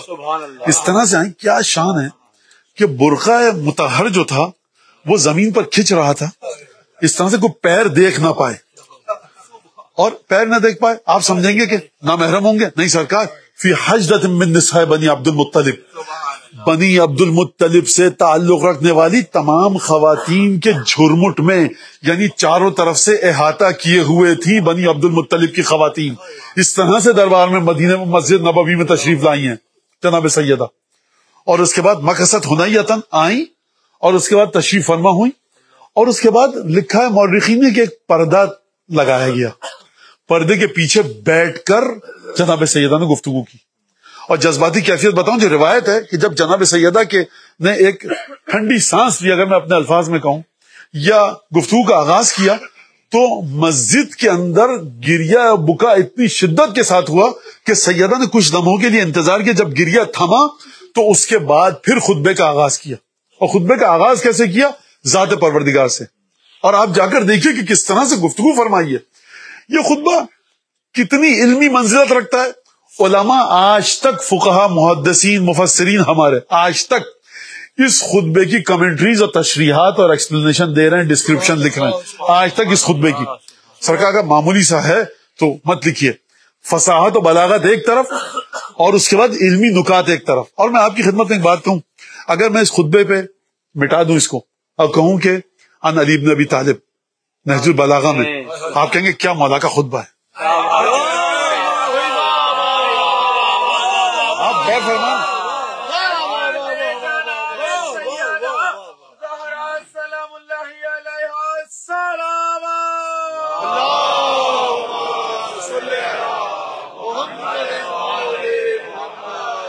میں 4-5 جملے جو میرا حافظہ اس وقت یادداشت صادری, الحمدللہ علامہ انعم ولہ الشکر علامہ الحم من عموم النعم ابتداها وصبغ على نزداها وتمام النعم وعلىها جمع عن السيامدها ونعن النفاذ مددها. حمد اس خدا کی جس نے نعمت دی, اور حمد اس خدا کی جس نے ہم کو الہام کیا ان نعمتوں پر جو ہم کو بغیر مانگے دی, ان نعمتوں پر جن کی کوئی مدت نہیں ہے. اس میں آپ کو جھلک نہیں آ رہی جناب امیر کی؟ میں ظاہر سی بات ہے کہ عربی سے علماء مولانا صاحبان تشریف فرمائیں, مدد فرمائیں گے میری. بعد میں آپ ان سے پوچھیے گا کہ لہجہ کو دیکھیے کتنا ببانگ دہل, اور لہجے میں کتنی ایک تراوٹ کی تازگی کے ساتھ ساتھ ایک للکار ہے, جھجک نہیں ہے لہجے کے اندر. خدا کے بارے میں گفتگو ہے, توحید پر. اس کے بعد پھر فرمایا کلمہ اخلاص لا الہ الا اللہ کے بارے میں گفتگو کی, اور اس کے اثرات کے بارے میں. پھر رسول خدا کے بعد آئیں کا ذکر کیا, الحمد اشہد ان ابی محمد, اور پھر اس کے بعد میں گواہی دیتی ہوں کہ میرے بابا ہیں محمد. یہ نہیں کہا کہ اشہد ان محمد رسول اللہ ابھی، کہا کہ میرے بابا ہیں محمد رسول اللہ. اس کا مطلب کیا؟ اس کا مطلب ایک روایت ہے وہ آپ کے سامنے ہے کہ جب حکم آیا کہ سب تم رسول خدا کہو تو جناب سیدہ نے کہا یا رسول اللہ. کہا یہ تم کیوں کہہ رہی ہو بیٹیا؟ کہا کہ حکم آیا. کہا یہ اوروں کے لیے، تمہارے لیے تھوڑی. یعنی سرکار ہم اور آپ اگر ہوتے، میں صحابہ کے بارے میں تو گستاخی نہیں کر سکتا، لیکن ہم اور آپ اگر ہوتے تو ہماری اور آپ کی اوقات نہ ہوتی کہ ہم رسول خدا کو کوئی اور لفظ کہہ کر بلاتے سوائے رسول خدا کے. اور جناب سیدہ کے بارے میں رسالت معاف فرمانا بیٹیا یہ دوسروں کے لیے، تم وہی بابا جان کہو. اس کا مطلب کیا ہے؟ اس کا مطلب یہ کہ خدا کو بھی اچھا لگتا ہے کہ فاطمہ بابا کہیں، رسول خدا کو بھی اچھا لگتا ہے فاطمہ بابا کہیں. جس بیوی کے طرز تخاطب کے برابر اس زمانے کے صحابہ نہ پہنچ پائیں،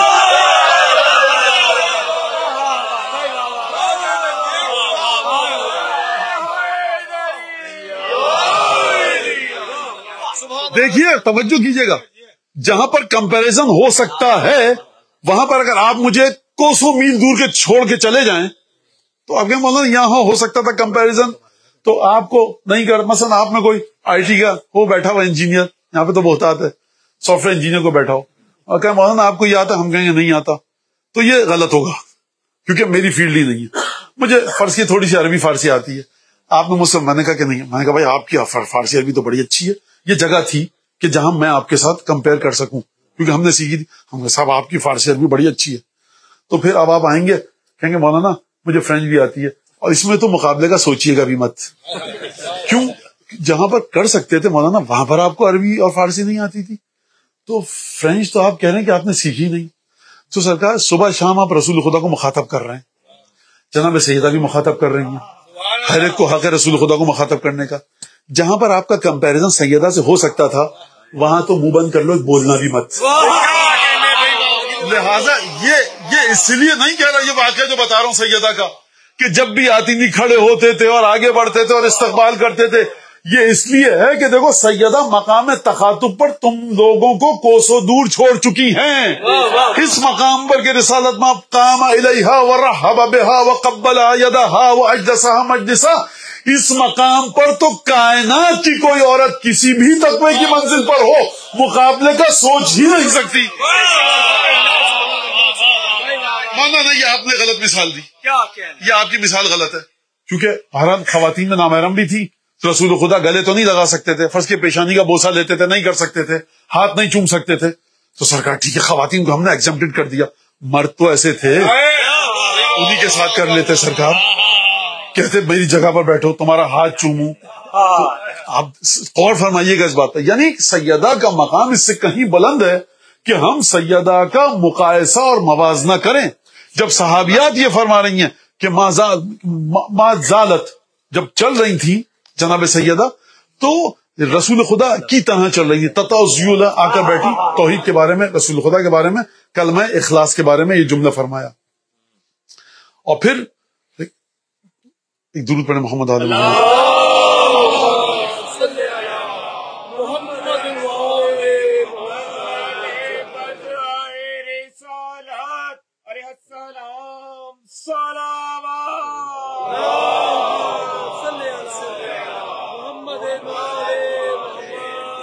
جعل الاخلاص تعویلہ وضمن القلوب موصولہ. کلمہ اخلاص لا الہ الا اللہ کے بارے میں فرمایا خداوند تبارک و تعالیٰ نے اس کلمے کی جو بازگشت ہے، جو جڑ ہے، وہ اس کی طرف رکھی کہ جو اس کو پڑھے گا اس کی بازگشت اور اس کا نتیجہ توحید خالص کی طرف ہے. اور انار فی الفکر معقولہ، اور لا الہ الا اللہ کے بارے میں تمہیں سوچنا ہے تو جب سوچو گے اس کلمے کی حقیقت کے بارے میں تو تمہارے دماغ اور دل اور روح کو نورانیت بخشے گی. یعنی لا الہ الا اللہ کے بارے میں علمی جملہ بھی بتایا اور عملی جملہ بھی بتایا. کہ آپ غور فرما رہے ہیں کہ یہ کون سی تعلیمات ہیں. اس کے بعد جب رسول خدا کے ذکر تب تک آئیں تو میں نے ابھی آپ کے سامنے کہا کہ میرے بابا محمد ہیں، اور اس کے بعد فرمایا جناب سیدہ نے کہ 3 مرحلے ہیں کہ جناب رسالت مآب کی خلقت کے بتائے، کہ فرمایا کہ ابتعثہ اصطفاہ قبل ان اجتبلہ وسماہ قبل ان ارسلہ. رسول خدا کو اس سے پہلے کہ رسول بنا کر بھیجتا خدا نے رسول کا نام رکھ دیا تھا، اور اس سے پہلے کہ ابتعاثہ مبعوث بنا کر دنیا میں بھیجتا، پروردگار نے اصطفیٰ ہو مصطفیٰ بنا کر چن لیا تھا تینوں کے۔ اچھا یہ کب ہوا؟ آپ کی مسلمانوں کے درمیان ہم سب مسلمان لڑتے رہتے ہیں ربیع الاول کے مہینے میں، رسول کا نور ہیں، بشر ہیں، خاک ہیں، سایہ تھا نہیں تھا، لڑتے رہیے آپ، جا کر کسی کو اتنا شعور نہیں آتا اس سے پوچھے کہ جو رسول کی حقیقت کا حصہ ہے۔ فرمایا یہ کب کی بات ہے کہ میرے بابا کو خدا نے نام رکھ دیا تھا، میرے بابا کو خدا نے چن لیا تھا، مقام اجتباء اور مقام استفاء دونوں کے بارے میں فرمایا۔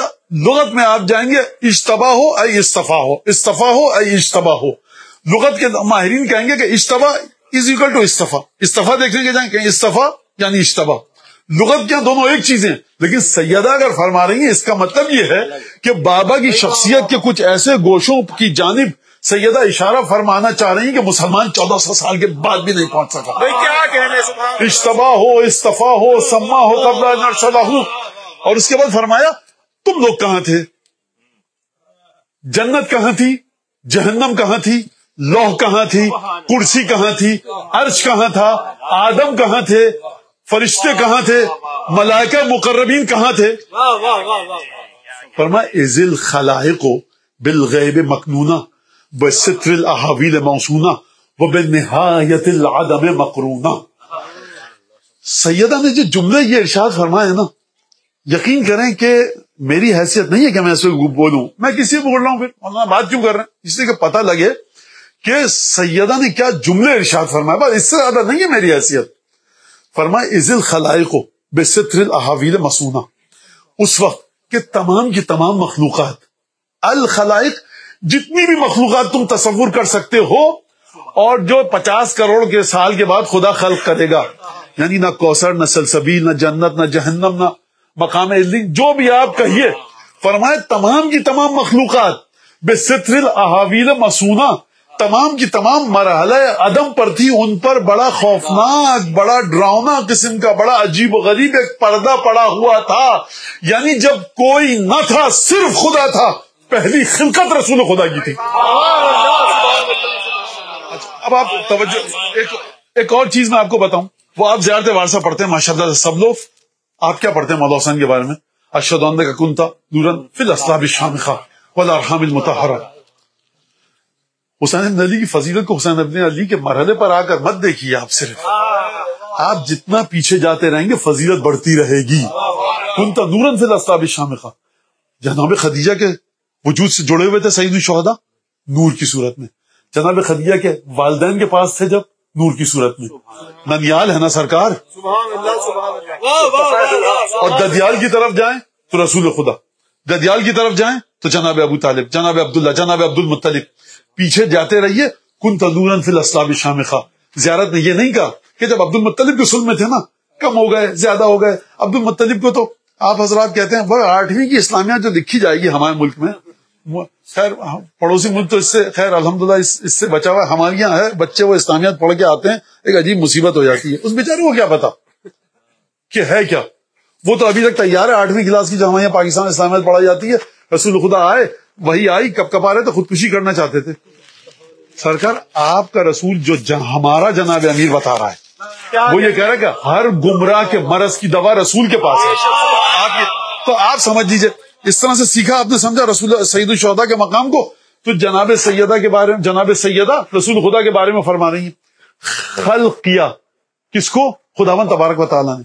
ایک بڑی باریک سی بحث ہے، اشارہ کروں، اچھا جب رسول خدا کو خدا نے خلق کیا تو خدا کے علم میں تھا کہ یہ جو مجمع یہاں بیٹھا ہے اس تاریخ کو، اتنے کیا اگست ہے سپٹمبر ہے، کیا چل رہا ہے، جو بھی چل رہا ہے اس میں آپ بیٹھیں گے؟ نہیں مولانا ہم تو اس وقت نہیں تھے، تو خدا کو کیا پتا؟ سرکار یہ کہیں اور کا تو خدا ہو سکتا ہے، اس کو کافی والا خدا نہیں ہے۔ خدا کو پتا تھا، اچھا خدا کو پتا تھا ڈی این اے کی صورت میں پتا تھا، خدا کو پتا تھا کوڈنگ کے ذریعے پتا تھا، بے عینی آپ کی شکل سامنے نہیں تھی۔ سرکار تو پھر وہ مرشد اچھے کہ جو تپسیا کرتے ہیں تو ان کو سب تو طے کر لیجیے رسول آپ کا ہے کہاں پر۔ مولانا پتا تھا تو علم الہی میں تھی آپ کی تصویر، مولانا ہماری کیا ایک ایک ذرہ تھا اس کے علم میں، تو جناب سیدہ فرمانی کچھ نہیں تھا۔ اس کا مطلب یہ کہ علم الہی کے مطابق بھی سنیے غلط مطلب نہ چلا جائے. علم الہی میں آپ سب تھے لیکن اس درجے پر تھے وجود کے کہ سیدہ فرمانی تمہارا وجود اس لائق نہ تھا کہ تم محمد مصطفیٰ کے وجود کی برابری کر سکو. یعنی جب کچھ نہ تھا اس وقت بھی سرکار ختمی مرتبہ اس مقام پر تھے کہ مقام استفاء کے بھی مالک تھے, مقام اجتباء کے بھی مالک تھے, مقام تسمیہ کے بھی مالک تھے. تو آپ تو پہلے سوچ لیجئے کہ کون سی بیوی کون سا خطبہ پڑھ رہی ہے. سرکار میں معذرت چاہتا ہوں, میں وقت ہو چکا ہے. اچھا اس کو یہیں روکیے بات کو. اچھا یہ توحید اور رسالہ پر گفتگو کرنے کی ضرورت کیا ہے بیوی کو؟ آئیں بالکل آرام سے آیات پڑھیں, 1 نہیں 10 نہیں 100 آیتیں پڑھیں. وراثت کے لیے, میراث کے لیے فدق میرا حصہ ہے. اچھا چھوڑ دیجئے اس بات کو, ایک اشارہ کریں چاند 2 ٹکڑے ہو جائے. مدینہ والوں دیکھو یہ دیکھو, اب یہ ہمارے علماء نے بحث فرمائی, کچھ نہیں کیا. توحید, پھر رسالت, پھر اپنے فضائل, پھر فقہ پر گفتگو فرما رہی ہیں, پھر یہ جناب سیدہ سمجھانا کیا چاہتی ہیں ہم کو؟ مجھے نہیں پتا قلب مقدس و مطہر میں بی بی کے کیا نیت تھی, مجھے نہیں پتا. میں اپنی اسی تھوڑی سی رتی ماشا تولا جو عقل ہے جو روایت کو پڑھ کے آئیے, وہ یہ کہ کل کوئی یہ نہ کہے کہ باغ چھین لیا تھا, خاتون تھی تیش میں آ گئی. دیکھو یہ کر لیا تھا تو ناراض تو ہونا تھا. سرکار 1.5 لاکھ سونے کے سکے ہر سال کی آمدنی تھی, تو نوجوان تھی لیکن سمجھا بجھا کے بھیج دیا گیا, چلی گئی. پیر پٹکتی ہوئی آئی تھی غصے میں, نعوذ باللہ کوئی یہ کہتا. بیوی نے کہا دیکھو سکون سے آئی ہوں, بنی عبد المطلب کی خواتین کو لے کر آئی ہوں, بیٹھی ہوں, توحید پر گفتگو کی ہے. مجھے خبردار کسی مدینے کی عام خاتون کی طرح مت سمجھنا کہ 4 اکنیاں 2 انیاں اس کی تم نے غصب کر لی تو وہ ناراض ہو کر تیش میں آ جائے گی. کس طرح سے اگر تم مجھے سمجھتے ہو حدیث جو میرے بابا نے. اچھا میں ایک اور بات بتاؤں آپ کو. رسول خدا مسلسل حدیث جناب سیدہ کی بارگاہ میں جناب سیدہ کے فضائل کے سلسلے میں بیان فرماتے رہے نا. جناب سیدہ نے ایک خطبہ ارشاد فرمایا ہے اس حد آپ کی زندگی میں نہیں فرمایا. غیبی خبریں آتی رہیں کہ فاطمہ ایسی, فاطمہ ویسی, دروازہ ایسا, اس کے بچے ایسے. سیدہ کہیں بابا آپ یہ خطبے ہمارے لیے حدیثیں بھیج رہے ہیں فضائل میں, تو ہم کچھ نہ کچھ تو اپنی حیثیت بتائیں تاکہ حدیثیں سچی ثابت ہوں. خاموش ہیں, بالکل جناب امیر والی سیرت. جب چلے گئے تو میں اپنے ایک ہیومن لیول پر آ کر آپ کے سامنے نتیجہ پیش کروں کہ وہ حدیثیں یاد ہے نا میرے دروازے کے بارے میں کیا کہی تھی. واضح حدیث ہے کہ لعن اللہ من ہتک باب فاطمہ, جو فاطمہ کے دروازے کی بے حرمتی کرے. نہیں میں وہ بات نہیں کر رہا کہ کوئی جلائے یا نہ جلائے. کوئی جا رہا ہے اور اس نے دروازہ دیکھا, نفرت کے ساتھ دیکھا, ٹھوکر ماری, ایمان سے ساقط ہو چکی ہو میاں, کیوں نمازیں پڑھ رہے ہو فضول میں؟ یہ آپ خوب توجہ فرمائیے گا اس بات پر. ہتک باب فاطمہ, جو بے حرمتی کرے دروازے کی فاطمہ. تو یہ حدیثیں تھیں ساری. جناب سیدہ کوئی نہ کوئی خطبہ دیتی, کہتی دیکھو ہم خطبے دے رہے ہیں توحید پر, کچھ نہیں, خاموش چپ ہیں بالکل. اور کب گفتگو فرمائی ہے؟ رسول خدا کے جانے کے بعد. یعنی ان حدیثوں کو لو اے مسلمانوں اور اس خطبے سے جوڑو. یہ وہی ہستی ہے جس کے دروازے کی یہ حیثیت ہے, جس کا گھر انبیاء میں افضل ترین گھر ہے. یہ وہی ہستی ہے جس سے اتنی محبت کرتے تھے, جس کی مرضی کو خدا کی مرضی قرار دیا. اگر تم یہ سمجھ رہے تھے, دیکھیے میں اپنا نتیجہ بتا رہا ہوں, روایت نہیں بتا رہا, اگر تم یہ سمجھ رہے تھے کہ مدینے کی ایک معمولی خاتون کے برابر تم مجھے رکھ سکو گے, دیکھو میرا مال غصب ہوا ہے. غصہ آنا, تیش میں آنا طبیعی عمل ہے, لیکن میری طبیعت اور میرا مزاج ایسا ہے کہ اس کے باوجود بھی میں آ کر سب سے پہلے توحید کا ذکر کیا, رسالت کا ذکر کیا, اس انداز سے ذکر کیا کہ تم متوجہ ہو جاؤ کہ میری علمی حیثیت اور علمی صلاحیت کہاں پر ہے. ہو سکتا ہے کہ بر صغیر میں انڈو پاک میں پاک و ہند میں ہمیں یہ بات اس طرح سے کرنے کی ضرورت نہ پڑے. اپنے بچوں کے لیے آپ کے بتا رہا ہوں کہ اس طرح سے سمجھائیے اپنے بچوں کو. اس کے بعد جناب رسالت کی تمام فضائل بتائے, اور ذل خلائق بستر الاحاویل مسونہ و بنہایت العدم مقرونہ, یعنی تمام کی تمام مخلوقات عدم کے آخری مرحلے پر تھی. چیز یہ ایگزسٹ کرتی ہے یا نہیں کرتی؟ اگر ایگزسٹ نہیں کرتی تو وہ چیز ایگزسٹڈ نہیں ہے. لیکن پھر بھی فرمانی ہے کہ جو عدم کے آخری مرحلے پر, اس کا کیا مطلب ہے مجھے نہیں پتا. کس طرح سے خدا کے علم کے مطابق چیزوں کی کتنی لیئرز ہیں, کتنی تہیں ہیں, کتنے مراحل ہیں, مجھے نہیں پتا. یہ بی بی فرما رہی ہیں. اب اس کے بعد گفتگو فرمائی, اور اس کے بعد جناب سیدہ نے 28 یا 27 رسول خدا کی تقریباً 10 یا 20 صفات گنوائی ہیں. قرآن مجید کی 20 سے 25 صفات گنوائیں گے، 20 سے 25، اور اس کے بعد 27 یا 28 فقہ کے مسئلوں پر گفتگو کی ہے، نماز کے بارے میں، روزے کے بارے میں، حج کے بارے میں، محبت اہل بیت کے بارے میں، چوری کے بارے میں، اور جو نجس مشروبات ہیں ان کے بارے میں، مذمت میں، اچھے کاموں کی تعریف میں کہ خدا نے ان سب چیزوں کو کیوں واضح کیا.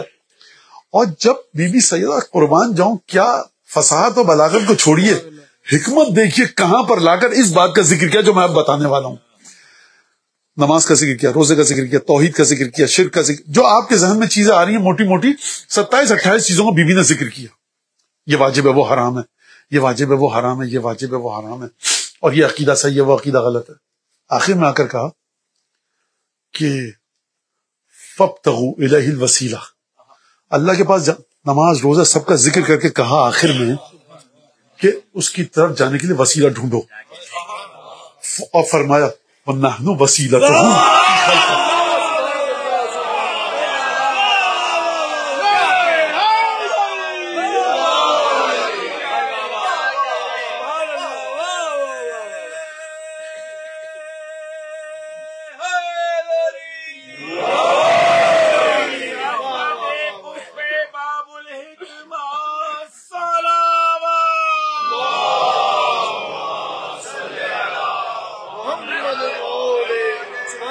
لہذا فرمایا وہ محل قدس سے ہی، صرف وسیلہ نہیں ہے. دیکھیے کوئی کہہ سکتا ہے شہزادی آپ سے محبت رکھتے ہیں، آپ کے بچوں سے، آپ کے ہوگا سب کچھ، لیکن دیکھیے وہ جو صاحب ہیں وہ نماز اچھی پڑھتے ہیں تو ان سے بھی ہمیں تقریباً آپ جتنی محبت جتنے آپ کے شوہر سے کرتے ہیں. اور وہ جو 4-5 بچے ہیں نا، انہوں نے رسول خدا سے قرآن سیکھا تھا تو ان سے بھی پاس جاتے ہیں دعا لینے کے لیے. ہم بی بی فرم وہ محل قدس سے ہی، خدا کی طہارت اگر زمین پہ چاہیے ہم ہیں. کہیں مت جانا، کہیں جا رہے ہو تو گمراہ ہو. اور پھر فرمایا فابتغ الیہ الوسیلۃ من فی السماوات و من فی الارض، فرمایا دیکھو ہم ہی وہ وسیلہ ہیں، جو آسمان اور زمین میں جو کچھ بھی ہے نا وہ ہمارے وسیلے کے ذریعے ہی خدا کی معرفت حاصل کرتا ہے. اس جملے کا معنی آپ سمجھے؟ آسمانوں میں کون ہے؟ آسمانوں میں جناب عیسیٰ ہیں، آسمانوں میں قرآن کے مطابق جناب ادریس ہیں. وَرَفَعْنَاهُ مَكَانًا عَلِيًّا، ہم نے ادریس کو مقام بلند پر بلند فرمایا، عرش پر بلند کر لیا، آسمان پر لے گیا ہم ادریس کو. عیسیٰ آسمان پہ ہیں، جبرائیل، میکائیل، اسرائیل، اسرافیل اور نہ جانے کتنے فرشتے. جنت کا جو نگہبان ہے رضوان، مالک جو جہنم کا دروغہ ہے وہ، عذاب کے فرشتے ہیں وہ بھی، ثواب کے فرشتے وہ بھی ہیں. بی بی یہ نہیں کہہ رہی جبرائیل یا میکائیل، حور یا قصور یا غلمان، کوثر کی نہر میں جو یہ تسلسل جاری ہے، یہ جو سلسبیل اپنی رنگینیاں دکھلا رہی ہے، یہ جنت کے میوے، جہنم کے بھڑکتے ہوئے شعلے، تمام کی تمام جو مخلوق ہے وہ انہی کی وجہ سے ہے. کیا مطلب ان کی وجہ سے ہے؟ یہ قطعاً میں نہیں کہہ رہا کہ انہوں نے خلق کیا. ہمارا جس عقیدے سے کوئی تعلق نہیں ہے، بابانگ دوہل کہہ رہے ہیں سرکار، ہمارے علماء نے، فقہاء نے، محدثین نے منع کیا ہے. وسیلہ ہیں ان کی برکت سے جو کچھ ہے. جنت نام ہے ان کی مودت کے وجود کا تو ان کے وسیلے سے.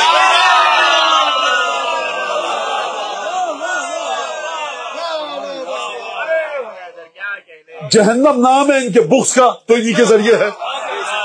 ورنہ یہ کیا بات، وہ قرآن کہہ رہا ہے نا یضل بہ کثیرا ویہدی بہ کثیرا، قرآن کے ذریعے لوگ گمراہ ہو گئے جن کے دلوں میں فسق تھا، اور قرآن کے ذریعے لوگ ہدایت پا گئے جن کے دلوں میں نور تھا. تو بی بی فرما فابتغوا الیہ الوسیلہ، وسیلہ لے کر جاؤ. عجیب خوبصورت ترین بات کہی ہے کائنات کی شاید بی بی نے، کہ جو عالم بشریت میں رہ کر کوئی کہہ سکتا ہے. ایک کے بعد ایک مسلسل بی بی نے یکے بعد از دیگر بغیر رکے ہوئے عبادتوں کا ذکر کیا، عقائد کا ذکر کیا. سننے والے خوش ہو گئے، نماز روزے کی بات ہو رہی، ہم بھی تو صبح کی نماز پڑھ کے آئے. یہ اور بات ہے کہ ہم نے بلوا لیا رسول خدا کی دختر کو، لیکن ہم کہا دیکھو نا، یہ جب تم نے سیکھا شرک کے خلاف بات کی، ظلم کے خلاف بات کی، توحید کے بارے میں بات کی، عبادتوں کے بارے میں بات کی، جب بات کو ختم کیا تو اپنے وسیلے پر. ان تمام چیزوں کی اہمیت ہے کب ہے کہ ہمارے وسیلے کے ذریعے تم یہاں تک جاؤ.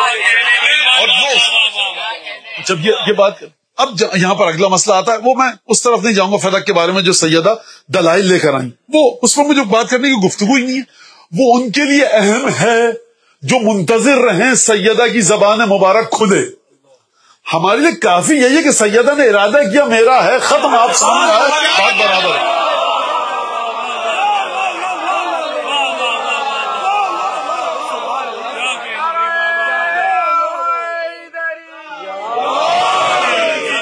وسلم وہ 3 دن وہ 2 محرم کو خیمے ہٹے تھے فرات کے پاس سے، 4 محرم کو، اور وہ 7 محرم صبح دوپہر. ایک سیکنڈ، میں پانی بند ہونے کی بات ہی نہیں کر رہا. خیمے اکھاڑے گئے، جہنمی ہو گئے. آپ نے امام معصوم کو جب بھی امام کی مرضی و منشا کے خلاف، رضامندی کے خلاف کوئی چیز ان پر لا دی، سرکار پریشانی مت نہیں کیجیے، آپ جہنم لکھی جا چکی ہے، اب آپ جو بھی کرتے رہیے. تو آپ ہر بار سیدہ نے کیا دلائل دیے، کیا تھے، آپ کو دلائل دیکھتے موجود ہیں، تو میں اس طرف نہیں جا رہا. لیکن اس کے بعد جناب سیدہ نے ایک عجیب کام کیا، رحمت للعالمین کی سرکار. میں بہت معذرت چاہتا ہوں، مجھے نہیں پتا کہ یہ سرکار، میں صاحب خانہ ہمارے برادر محترم، میں سرکار میں بس 5 منٹ اور 7 منٹ اور لوں گا. میں بہت معذرت چاہتا ہوں کہ میں کیا کروں.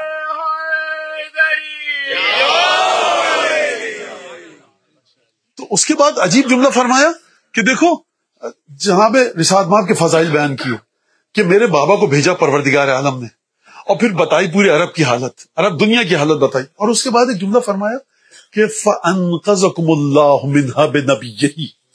خدا نے کیا اتنا عجیب، خدا نے تمہیں اپنے نبی کے ذریعے تمام چیزوں سے نجات دی اور بچایا. وَكُنْتُمْ عَلَى شَفَا حُفْرَةٍ مِنَ النَّارِ. تم جہنم کے دہانے پر تھے، جہنم کے دہانے پر تھے. اور اس کے بعد رحمت للعالمین کی بیٹی ہیں، چاہیں تو اس بات کو روک کر آگے بڑھ جائیں، لیکن اس انداز سے چہروں پر لگے ہوئے جو لیبل تھے ان کو کھینچا سیدہ نے. اور مجھے اس سے زیادہ کوئی جملہ نہیں مل رہا کہ میں بچوں کے لیے اس بات کو آسان کر سکوں. اگر میں حقیقت حال دکھائی بچے شاید نہیں سمجھ سکیں، لیکن اس کو انویل کیا. میں یہ کہوں کہ وہ جو حقیقت پر پردے ڈالے جا رہے تھے، فرمایا کہ دیکھو وَكُنْتُمْ، اور تمہاری حالت یہ تھی، نُحْزَةُ الطَّعْمِ قَبَسَةُ الْعَجْلَانِ مَزَقَّةُ الشَّارِبِ تَأْكُلُونَ الطَّرَقَ وَتَشْرَبُونَ الْقَدْ. تمہاری حالت یہ تھی کہ کوئی بھی باہر سے آتا نا، ذرا سی تمہارے درمیان ایک افواہ پھیلاتا، تیار رہتے تھے تیش میں کہ کب ہم جلدی سے تلوار نکالیں. قبسۃ العجلان، اس ایک تھوڑی سی تفصیل چاہتا ہے یہ جملہ، میں اس میں نہیں جا رہا. بڑی جلدی تم آتش سے جنگ بھڑک جاتی تھی. نُحْزَةُ الطَّعْمِ، ہر لالچی شخص جو حکمرانی کا تم پر خواب رکھتا تھا نا، تم اس کے لیے بڑا نرم لقمہ تھے. یہ تمہارے شعور کی حالت. اچھا ہو سکتا ہے اچھا کھاتے پیتے ہو. تشربون الطرق وتقطعون القد، تم جو مردہ جانوروں کی کھالیں ہوتی تھی نا اس کو سیک کے کھاتے تھے، اور گندے جوہڑوں کا بدبودار پانی پیتے تھے. تم سویلائزیشن کے کس لیول پر تھے، اوقات کیا تھی تمہاری. یہ وہ بی بی کہہ رہی ہے جس کے باپ کا حکم ہے کہ ہر ایک کی عزت کو بچاؤ. تو اب آپ مجھے یہ بتائیے کہ یہ بدبخت غلاظت کے کتنے مرحلے پر ہیں کہ سیدہ کہہ رہی ہے کہ مکے کے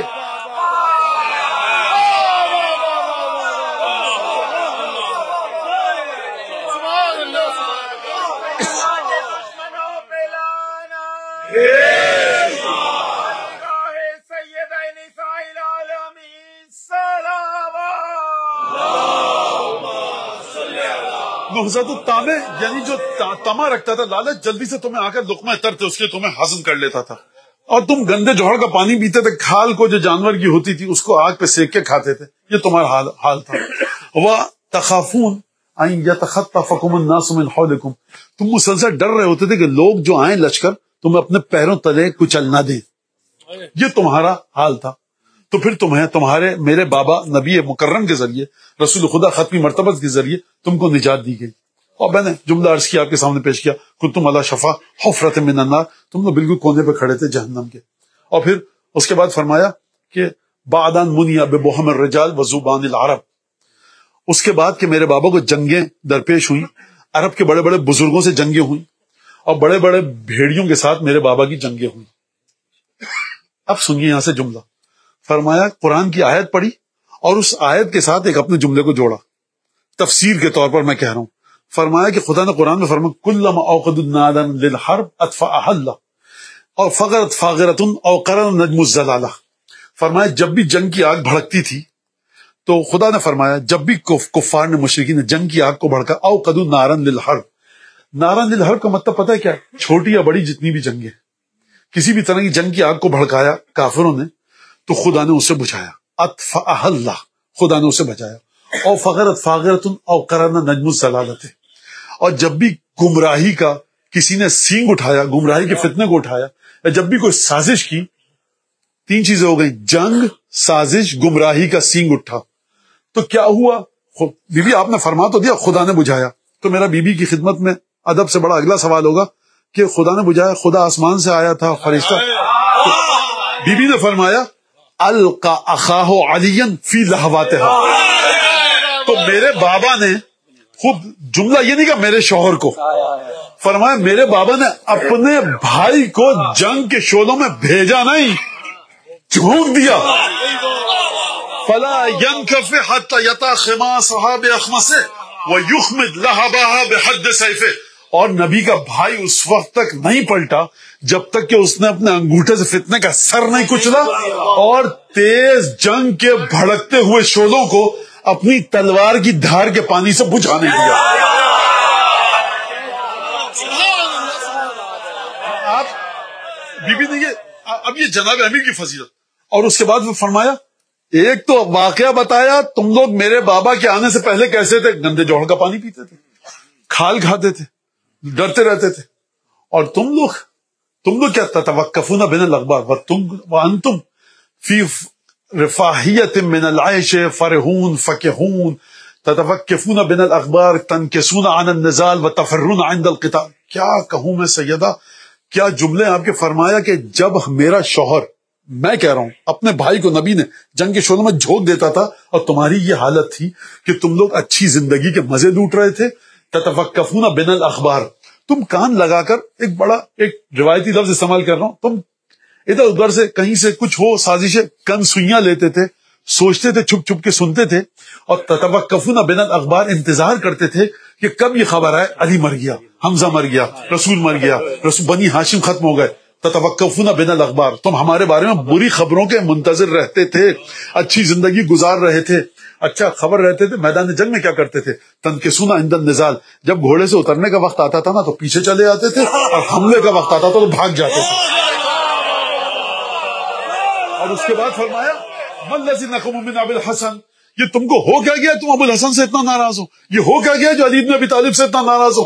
نقم واللہ نکیر سیفہ و تبخرہ فی ذات اللہ و تنمرہ فی ذات اللہ و تبخرہ فی کتاب اللہ. تم لوگ اس لیے ابو الحسن سے ناراض ہو کہ جب خدا کی بات آتی ہے تو علی چیتے کی طرح بے پھر کر آتا ہے. وہ تبخرہ فی کتاب اللہ، اور اتنی مہارت ہے ابو الحسن کو قرآن کے سلسلے میں تم میں سے کسی کو نہیں ہے. وقلت حتفہ لمبالاتہ، اور تمہیں ابو الحسن سے ایک اور ڈر ہے کہ موت سے ابو الحسن کو بالکل ڈر نہیں لگتا. جب خود کو ڈر نہیں لگتا تو تم سے بھی کہے گا جب ہم جا رہے ہیں تو تم بھی چلو. تم کو اس بات سے ڈر لگتا ہے. وقلت مبالاتہ لحتفہ، اور فرمایا بہت کم ڈر لگتا ہے. اور فرمایا کہ یہ جو ابو الحسن جس طرح سے آسان الفاظ میں جنگ کرتا ہے خدا کی خاطر، قرآن کی خاطر، یہ تمام کی تمام چیزیں یہ بی بی نے جملے ارشاد فرمایا. اور اس کے بعد فرمایا کہ دیکھو جلدی کی تم نے، اس وجہ سے جلدی کی حاکم کو چننے میں، بدارن زعمتم خوف الفتنہ، تم نے کہا جلدی ہم نے یہ ڈیسائیڈ کر لیا اس لیے کہ فتنہ نہ کھڑا ہو جائے. بی بی نے فرمایا قرآن کی آیت کے ذریعے جواب دیا الا فی الفتنہ سقطوا، تم لوگ فتنے میں گرو گے جا کر. اور ایک جملہ سنیے جناب سیدہ کا، عجیب جملہ ہے. وہ جملہ ہے فرمایا کہ فبشروا بالسیف الصارم، ہمیشہ تیز دھار تلوار قیامت تک تمہارے درمیان چلتی رہے گی. اور پھر ایک اور جملہ فرمایا فاحتلبوا طلاء القعب دما نبیقا، یہ جو خلافت کی اونٹنی کو تم نے غلط جگہ باندھا ہے نا کہ اس سے دودھ دو گے اپنے فائدے کے لیے، جب تک یہ کائنات چلتی رہے گی فرمایا اس وقت تک اس اونٹنی میں سے تازہ خون نکلے گا، دودھ نہیں نکلے گا. یہ کب فرمایا تھا ابھی کہ تازہ تازہ خون نکلے گا، یعنی خون ریزی کبھی ختم نہیں ہوگی. لہذا موسیٰ کی قوم نے نافرمانی کی، 40 سال صحرا میں بھٹکتے رہے. امت مصطفیٰ نے اہل بیت کی یہ توہین کی تو 40 سال وہ دنیا میں بھٹکیں گے، قیامت تک بھٹکیں گے جب تک حضرت کا ظہور نہیں ہو جاتا. لہذا یہ وہ جملہ ہے. اور جناب سیدہ کے بارے میں جو فضائل ہیں، جو گھر کے بارے میں ہیں، چکنی مٹی کا گھر ہے اس کے فضائل، دروازے کے فضائل، خود جناب سیدہ سے جو مودت رکھے گا اس کے فضائل. دیکھیے جناب رسالت مآب جب دنیا تشریف لے گئے، شہید ہوئے رسول اللہ، تو امیر المومنین فرمایا نہج البلاغہ میں جملہ حاضر رکن الاول، یہ میرا پہلا ستون گیا. کہا کیا مطلب؟ کہا رسالت مآب نے مجھ سے مخاطب کر کے کہا تھا کہ سینہد رکناک، علی تمہاری شخصیت کے دونوں رکن منہدم ہونے والے ہیں. کون سے؟ ایک میں ہوں رسالت مآب ہے، اور دوسرے سیدہ. آپ کو پتا ہے کہ جناب رسالت مآب جناب سیدہ کو مخاطب کرتے ہیں دو الفاظ کے ذریعے، جہاں تک میں دیکھ، ایک تو فاطمہ کے ذریعے اور دوسرے سیدتی، اے میری شہزادی. لہذا میں ایک جملہ کہوں گا، اس سے آگے میں جملہ نہیں کہنا چاہتا، کہ یہ جو آپ بیٹھے نا گریا کر رہے ہیں، اس کا ثواب ہدیہ کیجئے حضرت امام مجتبیٰ کو. اس کی وجہ میں بتاتا ہوں. جب بی بی آ رہی تھی نا گلی سے امام مجتبیٰ کا ہاتھ پکڑ کے، اب یہ واقعہ مجھے بتانے مت دیجیے، جب بیت الشرف میں داخل ہوئی ہیں تو دیکھنے والوں نے منظر دیکھا کہ جب سیدہ گئی تھی تو چادر پر گرد و غبار نہ تھا، لیکن جب تشریف لائی ہیں تو چادر گرد و غبار سے اٹی ہوئی تھی. میں یہ نہیں کہہ رہا کہ اس دستاویزات کے ساتھ کیا کیا گیا، پھاڑ کر کس طرح سے پھینکا گیا، اور اس کے بعد جو کام کیا گیا مجھ میں بتانے کی ہمت نہیں ہے. لیکن میں ایک جملہ کہنا چاہتا ہوں سبط اکبر کی بارگاہ میں کہوں گا، یبنا رسول اللہ سبط اکبر، اس جملے کو تعزیت کے طور پر قبول فرمائیے کہ 7 برس کا بیٹا ماں کے ہاتھ تھامے ہوئے یہ دیکھے کہ کس طرح سے ماں کی شان میں جسارت کی گئی ہے. میں ایک جملہ، آپ جانتے ہیں امام مجتبیٰ کے دل پر کتنا گہرا زخم ہے. امام گئے کسی ظالم کے دربار میں، تو وہاں پر درباریوں سے کوئی بیٹھا تھا، اس نے امام حسن سے گفتگو کرنی چاہیے. امام نے کہا ماں خاموش ہو جا، مجھے وہ دن یاد ہے، ضربت امی حتی ادمیتہ، جب وہ دن تھا نا تم لوگوں نے ہمارے گھر پر حملہ کیا تھا، تو تم نے میری ماں کو اتنا زدوکوب کیا تھا کہ میری ماں کو لہو لہان کر دیا تھا. یہ گہرا زخم امام مجتبیٰ کے جی قلب پر. سیدہ رات دن رو رہی ہیں. شیخ عباس خمی نے روایت میں شیوخ مدینہ ہے کہ یا علی فاطمہ تب کی اللہ والنہار، رات دن فاطمہ روتی ہیں. آپ کہیے کہ راتوں کو ہمارے آرام میں خلل پڑتا ہے، دن کو کاروبار زندگی میں، لہٰذا کہیے کہ یا رات کو رو یا دن کو.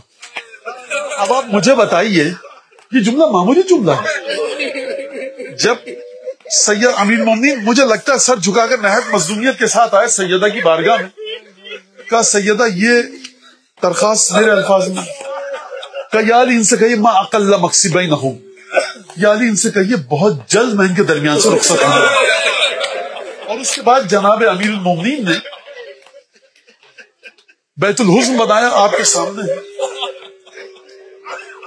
یعنی روایت جو ہے نا ہمارے سامنے، جہاں پہ امیر المومنین فرمایا انا اول من یجسو بین یدی الرحمن ذی الخصومہ، قیامت میں اپنے دشمنوں سے حساب لینے کے لیے جناب امیر فرما رہے ہیں سب سے پہلے میں خدا کی بارگاہ میں آ کر تکیہ لگاؤں گا اپنے گھٹنوں پر اور اپنی دشمنیوں کے حق کو وصول کروں گا.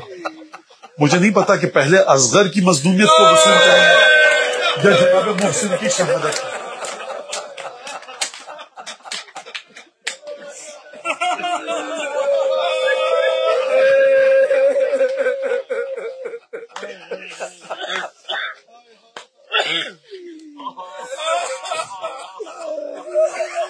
یہ جو واقعات ہے نا وہ میں نہیں پڑھنا چاہتا ہوں، نہ پڑھ سکتا ہوں اس وقت، کہ کس طرح سے اور سیدہ نے کس طرح سے وہ تمام مناظر دیکھے ہوں گے. تو پھر ہوا یہ کہ جناب ابی نے بیت الحزن بنایا، اور جو آپ سنتے ہیں وہاں پر لے کر جاتے تھے. شیخ عباس قمی نے لکھا اور رات کو کانت تساق بین یدیہ ہے، امیر مومنین اپنے آگے آگے چلا کر سیدہ کو لاتے تھے. اس روایت کے جملے سے پتہ چلتا ہے کہ سیدہ کے جسم میں طاقت نہیں تھی. روایت کے جملے یہ ہیں کہ ما زالت بعد ابیہا منحدت الرکن. منحدت الرکن کا مطلب پتہ ہے کہ جب کوئی انسان خاتون کوہن سالی اور پیرانہ سالی کی وجہ سے جب اس کی کمر جھک جائے نا تو کہا جاتا ہے منحدت الرکن. ایک دفعہ سیدہ آئی بیت الشرف میں اور اپنے حجرے میں گئی، ذکر کی آواز آتی رہا، ہم زندہ ہیں، ذکر کی آواز آنا بند ہوئی. اسما سمجھ گئی کہ سیدہ دنیا سے چلی گئی. اسما کے چہرے کا رنگ متغیر ہو گیا، آنسو کو پی تو کس طرح سے پی، لیکن حکم نہیں ہے کمرے میں آنے کا. عصر کا وقت تھا، بچے آئے، اسما نے کھانا رکھا، بچوں کھانا کھا لو. بچوں نے پوچھا ان دونوں شہزادوں نے، اسما آپ یہ جانتی ہیں کہ یہ وقت ہمارے کھانے کا نہیں ہے، ماں کہاں ہے؟ اسما نے کوئی جواب نہیں دیا. بچے رسالت مآب کی اولادیں ہیں. اسما کے چہرے کو دیکھا گویا سمجھ گئے. دوڑتے ہوئے کمرے میں گئے اور ایک دفعہ ایک طرف سے حسن نے اپنے آپ کو ماں پر گرایا, ایک طرف سے حسین. کلمینی یا اماں, کلمینی یا اماں, مادر گرامی ہم سے گفتگو کی. جب بچے سمجھ گئے نا ہم یتیم ہو گئے, دوڑتے ہوئے گئے جناب امیر کے پاس. کہا یا ابتا, بابا جان, ان ابنت محمد قد فارقتنا, بابا محمد کی بیٹی ہمیں چھوڑ کر چلی گئی. روایت کے الفاظ ہیں کہ امیر المومنین غش کھا کر گر پڑے. امیر المومنین کون ہے غش کھا کر گر پڑے؟ قاطع مرحب و انتر ہیں, کالے باب خیبر ہیں, لیکن غش کھا کر گر پڑے. میں کہوں گا یا علی, فاطمہ کی شہادت کی خبر سنائی گئی, ذرا کربلا کے میدان میں آئیے. زینب کبھی حسین کے سر کو دیکھے, عباس کے بازوؤں کو دیکھے, علی اکبر کے سر.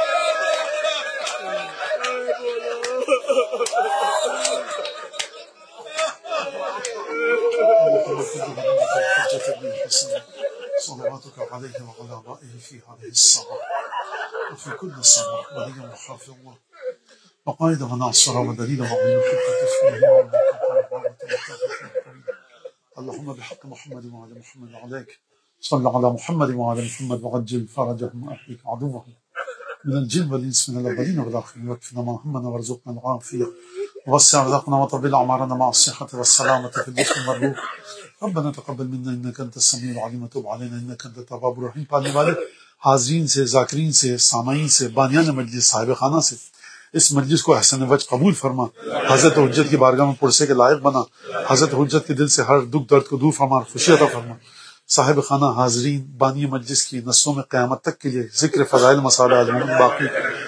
جو ہم سب کے ذوی الحقوق, صاحب خانہ کے ذوی الحقوق اس دنیا سے چلے گئے ہیں, ان سب کی مغفرت فرما. جو موجود ہیں صحت سلامتی طول عمر عطا فرما. جو مومن اپنے دل میں جو حاجت لے کر آیا ہے کسی بھی قسم کی, اگر نادار, قرضدار, پریشان حال, بے اولاد, بے روزگار, مشکل میں گرفتار ہے, پروردگار اس کی مشکلات کو دور فرما. اور دعا صحت کی درخواست کی گئی ہے. سید انوار حسین شاہ, والد مظہر شاہ, بائی پاس ہوا ہے. آپ سے دعا ہے کہ دعا کیجیے پروردگار عالم جناب سیدہ کی مظلومیت کے صدقے میں شفاء کامل عاجل عنایت فرمائے. اور آپ حضرات کے دلوں میں جن جو نیتیں کر کے آئے, آپ جن حضرات نے واٹس ایپ اور SMS کے ذریعے مجھے آپ کو میسیجز دیے, جو دعائیں انہوں نے درخواست کی, ان کی نیت کرتے ہوئے سیدہ کی قسم دیتے ہیں خداوند تبارک و تعالیٰ ان کی تمام حاجتوں کو پروردگار قبول فرما. دعاؤں کی قبولیت کے لیے درود بھیج دیجیے.